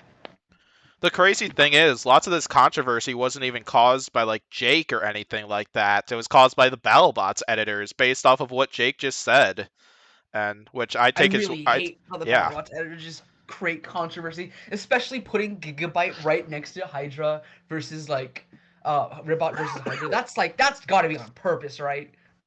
Like, yeah, I mean, there's still controversy with how long the count out took too. Yeah. So you either get that portion of it, or you get, oh, why was he counted out so quick? So. Yeah, definitely. It's like they're trying to cause as much drama as possible involving Jake and Hydra, trying to promote the villain plaque. That's why they should make Hydra a bounty, man. Not even because it's a legendary robot, but because it's like the most controversial robot in Battlebots history. When I one day build my robot, after I finish my beetle and then I build a heavyweight, I'm gonna be the most controversial builder in Battlebots. You'll see. I'm gonna be because you run a sex machine. No, it's just gonna be that. It's gonna just one day, Corey, Jake. You're gonna take off one of Hydra's old flipping arms. You're gonna turn it into a plaque for me, world's greatest villain. It's gonna happen one day. If you want it, it's on eBay right now. Ooh. Oh, I spent all my money on the deadlift. Yeah, I do have a few. If Ribbot is your bae, you need this fucking arm. Simple as that. It's the only person to rip the arm apart. You need it. I'm saving my money for Ribbot selling parts. I'm determined. But this is Ribbot damaged parts. Yeah, like here one moment. I need some frog parts. Honestly. I bought this part from Uppercut. Damage that Ribbot did to it. Yeah. Future champ right there. Yeah. Basically, when Uppercut got inverted in the fight with Ribbot at the end, those last 2 hits were what caused the bending in this thing, in that fight. Hey, fuck, $510? Oh, jeez. Cheap. I suppose it is cheap compared to like a Tombstone part, because I know Tombstone parts. The Tombstone back panel is like $500. Oh. Speaking of that, we still need to list our Tombstone versus Jackpot parts. Ooh. As well as Tombstone versus Malice. Yeah, I know I'm not going to go for the flipping arm on Hydra, but I am eyeing the two yellow forks on the on the front from the Defender fight. The cheapest thing on there, of course. Oh yeah, like I'm on a budget. Don't mean anything to the bot. Like I would want the flipper, but the problem is I'm also on a budget myself, as I'm a broke college. I'm a broke college student myself, and Pory did drop $200 to get the deadlift arm from last season. $275. Yeah. But I'm also on a budget because I have too many expensive hobbies as it is, and yeah, 500. That's a lot of money. It's a Ribbot broken arm. Yeah, but I want to part that Hydra broke off a Ribbot instead, though. He's got to have a bent wheel someplace. Well, I mean, I would bet actually that you might be right. Do you want to buy it? I have his frog off of that match. Well, I don't want to take a keepsake from you. It is technically a keepsake. That's very true. What I will say, though, is one of Ribbot's wheels did look loose near the front of it, and part of it did look like bent in, if you kind of get what I mean with the wheel hub. Oh, that's why it was dead, because the wheel was all twisted up and it was hitting against the frame. Gotcha. Yeah, that would make sense, but yeah. Yeah, so anyway, anything else on this fight, or should we get to the last section, get to the 4 confirmed matchups? 4 confirmed matchups it is. Alright, so anyway, last time we discussed the 4 matchups that were confirmed from the left side of the bracket. This time we're doing the same thing with the right side of the bracket. So, Black Dragon and Hydra is confirmed. Blip, Jackpot confirmed as well. Whiplash, Cobalt follows that, and yeah, Rotator and Tantrum. Several of these matchups I feel could go either way, and so I want to hear from everybody here. Like, what does everybody have on these fights that were listed out? Which one to start with? Really any of them. You could just go down the line. I know that's what we did last time. And stuff, so. So, Black Dragon versus Hydra. I feel like in this fight, Black Dragon's just gonna get nay-nayed because Hydra is well-driven and just has superior ground game. Like, I don't see... I see a situation where Black Dragon can win, but I just don't think it's gonna happen. I'm sorry, Green. It's fine. Like personally, like I said, I think I said this at the beginning of the podcast, but when I do fill out confidence poll for this upcoming episode, that's actually going to be my least confident pick, because like that's when I'm like between my 3 King of Draft robots, Minotaur, Black Dragon, and Jackpot, who are all fighting in the top 16, and points are on the line for me. I'm most nervous about Black Dragon and their fight with Hydra, and like. More nervous than Minotaur taking on the defending champ and Jackpot taking on another elite flipper. And yeah, so I don't take offense to that spin. Go ahead and keep going. Oh, am I talking about all 4 in like one go? We're not gonna converse. You could probably just do all 4 in one go. It's what we did last time. All right. Blake. Okay, sorry, I wasn't here last time. My bad. Oh yeah, that is true. Jackpot. Jackpot has good reach, and I think it's gonna win damage, but I'm not sure if they can like sort of recover from if like Blip were to just take control of the fight, because Blip is so well driven and is so fast and maneuverable. I think what's gonna happen is Jackpot can get really good opening hits, but at some point Blip is just gonna turn the tides and take over. Though this is the one I'm probably least confident in, because I just don't know what's gonna happen when Jackpot like just hits Blip. We saw it take hits against Valkyrie and Lockjaw, but like we've never seen it take a vertical hit as hard hitting as Jackpot, I don't think. So I'm having Blip down, but that's so not confident. And then Whiplash versus Cobalt. This one I was super confident before. I used to thought it was Whiplash, but the more I hear about Cobalt and just how like it just being flipped over is not going to be as easy as you might think, or it getting stuck on his head is not going to like be easy. So I'm going to say Whiplash because I have so much confidence in Matt Vasquez's driving, and I do think it's just control well. I don't think Cobalt's going to be able to get to that one big, like, get under Whiplash and just take the fight like it does in other fights. I think Whiplash is going to control for a while. I think it's just going to eventually take it over time, though I'm not really confident. And Rotator versus Tantrum, I think is definitely going to be split. I don't know what either bot's going to do for configuration. Well, I take that back. I know Rotator's definitely going to do forks, but I don't know if it's gonna do undercutter or overcutter. I would guess overcutter, but I don't really know. This is like a coin flip, in my opinion, because this is super close. I'm less confident in Blip versus Jackpot, but I think Rotator versus Tantrum is gonna be so much closer. If either bot were to win, I'm gonna guess Rotator because I don't know if Tantrum would go Wedge, because they didn't go Wedge against Bloodsport because I think the wedge is too low to actually do anything against how high Bloodsport hits. So I assume that Rotator would go Overcutter and Tantrum would go no wedge and try control forks because they are really durable and they do have a powerful weapon. But I just don't think they're gonna win weapon on weapon contact with just because how not durable their weapon is. It did die against Malice after all. But I'm leaning Rotator slightly just because I do think they're gonna win on damage and aggression, perhaps. This is just really tough for matchups. Yeah. Okay. So my picks on this first of all, Black Dragon Hydra. I'm sorry, Jake, but I gotta go for Black Dragon on this one. I don't think Hydra will do bad in this fight per se. I'm sure they'll get a few good banger flips on Black Dragon. But I feel that just Hydra's so freaking low, it could probably get itself stuck on the floor at some point in. Like, Black Dragon's a very quick and maneuverable bot. I feel like they could be able to get to the sides or the backside and take advantage of it if and when Hydra gets hung up on like the kill saw slot or something. So I gotta go Black Dragon. Probably not by KO. I don't think either of these bots could really KO the other. Blip versus Jackpot. I'm iffy on that one.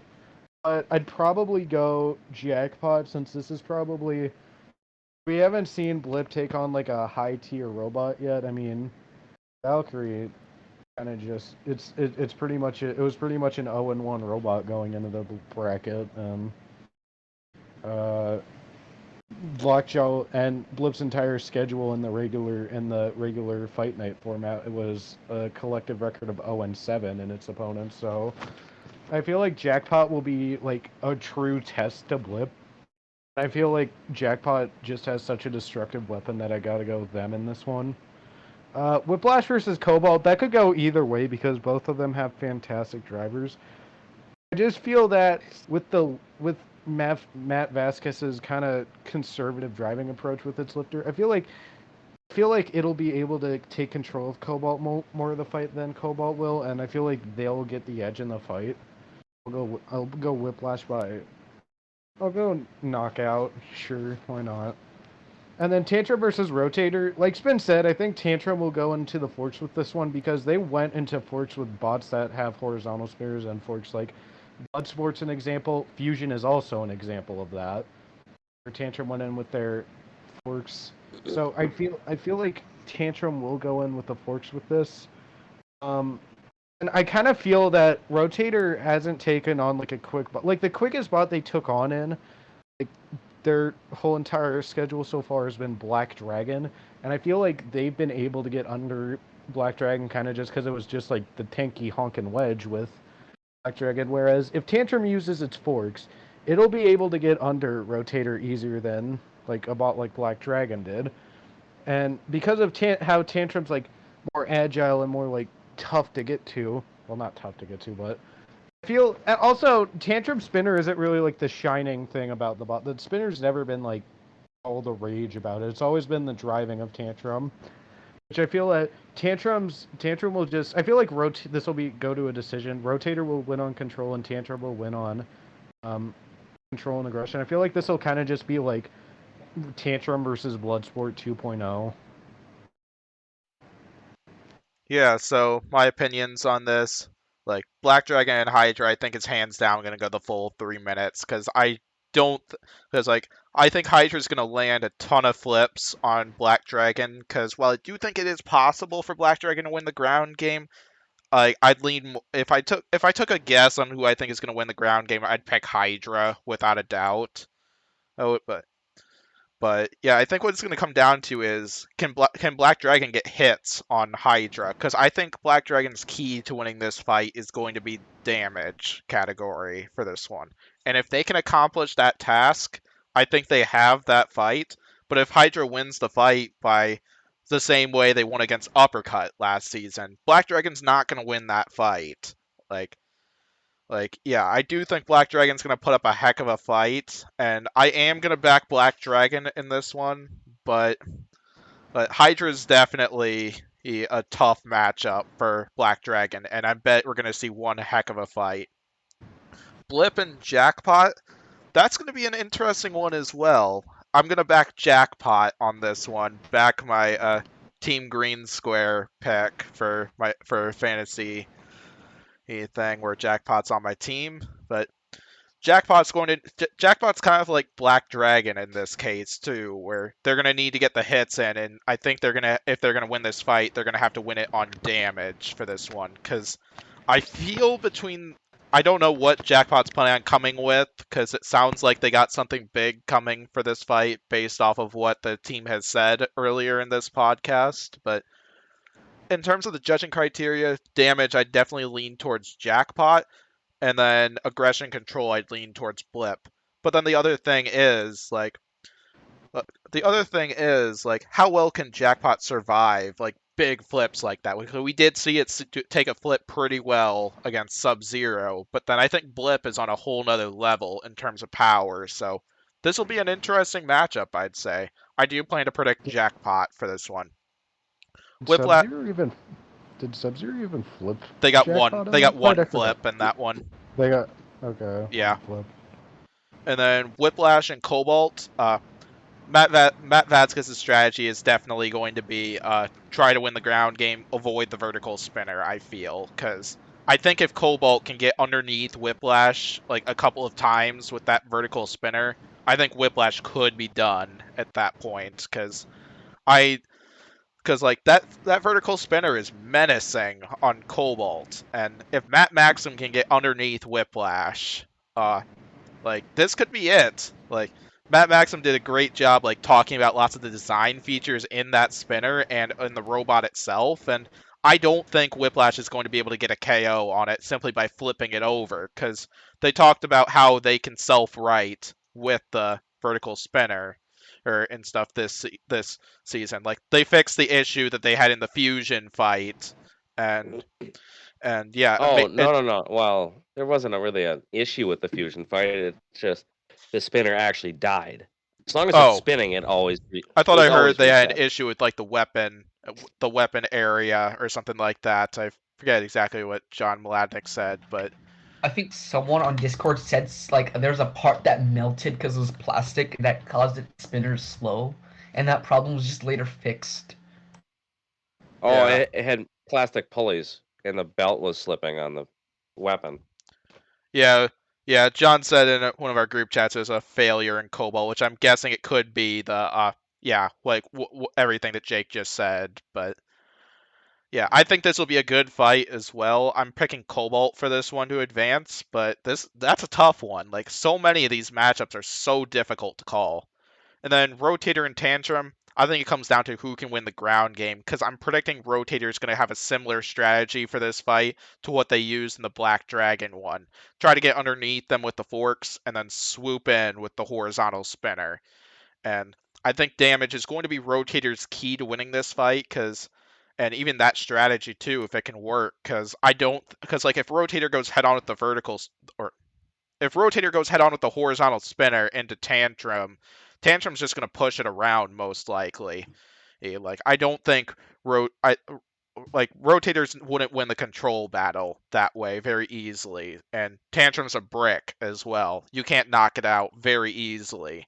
Gigabyte definitely got close, but it's a challenging task, so. Yeah, my prediction is going to be Rotator, but I'm not confident about this one either, because I feel Rotator would definitely edge it out in damage. Aggression, I feel Tantrum is definitely going to be the more aggressive robot between the two of them, at least if the fight goes how I'm predicting it's going to. Control, it comes down to who would win the ground game between those two, I feel, for who would control a little more of the fight. Either way, though, we got 4 entertaining fights coming soon, and I can't wait to see them all this Thursday, so. Yeah, and including for the next podcast, we have somebody who attended it live who plans to come talk with us about those fights. So that should be a fun time. And I'm looking forward to it. Is it Zaza? Yeah, Zaza. Someday I'm gonna hear Zaza's voice. Yeah, One could only dream. Yeah, let's just say controversy. Let's just have more of it. Oh yeah. The question is it going to be something caused by the builders or something that Battlebots causes by editing? It's Battlebots. I hope it's the builders and not Battlebots. You probably won't even notice it. But yeah, there'll be stuff that happens behind the scenes on a fight or two that is probably gonna get cut out. You won't get to know it until afterwards, but yeah, I'm sure whoever you have on next week will be able to fill you in on since they've seen it live. Yeah, you're always welcome to come to another podcast if you'd like. You're always invited. Okay, it's up to you. So I'm going for the record, right? What's your longest podcast? I don't know. I think you made the record. I think we probably hit the record tonight because this is hitting 3 hours. So it's either it's had to be one of like the builder podcasts where like Bunny or Matt Maxim or Jake has been in. Yeah. Matt Maxim one was a pretty good one. That one was pretty long. Yeah. Yeah. Because it got me from lunch break to going home, so I know at least 2 hours. Yeah. Because I should check that one out. Since there's technically 3 parts to that one, also. Oh yeah, there is technically 3 parts because your birthday thing finished, and so Mantine told us to keep recording, and I made it bonus content on the Green Square Secret Stash. The first part for episode 9 was 2 hours. Second part was 32 minutes, and third part was like 45 minutes. So that's about 3 hours and 15 minutes. Which I mean, I think we're at the 3-hour 15-minute clock now. As far as the fights go, they're probably not going to be, at least this side of the bracket, probably as exciting as this week's was for overall what happens in them. There's some good battles, but there's some good battles though. Anything you or anybody from the Jackpot crew want to add about your upcoming matchups that we'll be seeing this Thursday? Tune in Thursday, Discovery Channel and Discovery Plus, Thursday at 5 p.m. YouTube and Amazon. I just watched your match again. YouTube and Amazon Prime for me after my last class on Friday. But yeah, I'm expecting we're gonna see some pretty exciting stuff, even if the fights don't end up being as great of quality like what Jake's hinting at here. But anything else? No, the bots in them and what happens in them is good. It's just some end stupid and yeah. Gotcha. It's kind of like the Ribbot one, you know. Lots of highs and lots of lows, and they're all in the next episode. Yeah. Well, the other side of the bracket actually probably has more of the banger ones on them. Maybe if we're lucky, Minotaur vs. Endgame will be one of them. But we're gonna find out on Thursday, and we'll find out if my predicted if the champion that I have on my bracket can take down the defending champ. Well, you'll probably have to find out a few on Sunday too, right? Yeah, something like that. Because apparently they can't have 8 fights in a episode. Oh yeah, that's true. Well, yeah, we gotta add the commercials in. Yeah. 5 minutes per thing. It's getting kind of ridiculous now. I hope there's not going to be a YouTube exclusive fight, but I have a feeling there probably will be. It's so bad because I have the regular, $5 Discovery Plus. So, like, if I go to skip through the fights on Thursday on the way to work, it's a pain in the ass because it's like 2 minutes commercials. Yeah, definitely. You can't skip them. Okay, so anything else from anybody on any of the matchups here or the upcoming matchups we'll be seeing next episode? Yeah, you guys were talking your winners. Now that we have the 16 left, have your winners changed? I mean, obviously Ribbot's out now, but what about the rest? My winner going into the postseason was and is Copperhead, so Copperhead's still in it. Yeah, I'm probably going to post a new bracket right as I come out with my prediction podcast for this week, because I do plan to do a prediction podcast on the 8 fights that we'll be seeing this week, since not all of the matchups here were matchups that I predicted on my bracket. But yeah, my champion is still going to be Minotaur for this one. But there's so many robots to watch here, because I feel really any one of these robots could take the giant nut at the end of the season. There's so much potential within this group. And yeah, so Spin, who are you rooting for now that Ribbot's out? I think I'm a back rotator here, because like in my mind, the quarter when I was making the bracket, my semis were like, I think I'm not gonna mention my left side because that's really embarrassing, but my right side was a Ribbot versus rotator, and that was like really close in my mind. I had like some days I'd be like I'm thinking Ribbot, and other days I'd be going rotator. So I guess I'm just leaning rotator now. Yeah, definitely. I think rotator is definitely high up there. So I know Pory mentioned and earlier that he was also playing a back rotator her, so yeah. Kinda, sorta. I mean, I don't know. Maybe. Who I think is gonna win is different than who I think is most likely. I feel like I'm thinking Rotator's a good shot, Minotaur's a good shot. I mean, Endgame has a shot, obviously. Hydra has a shot, obviously. Not one Sawblaze? Really?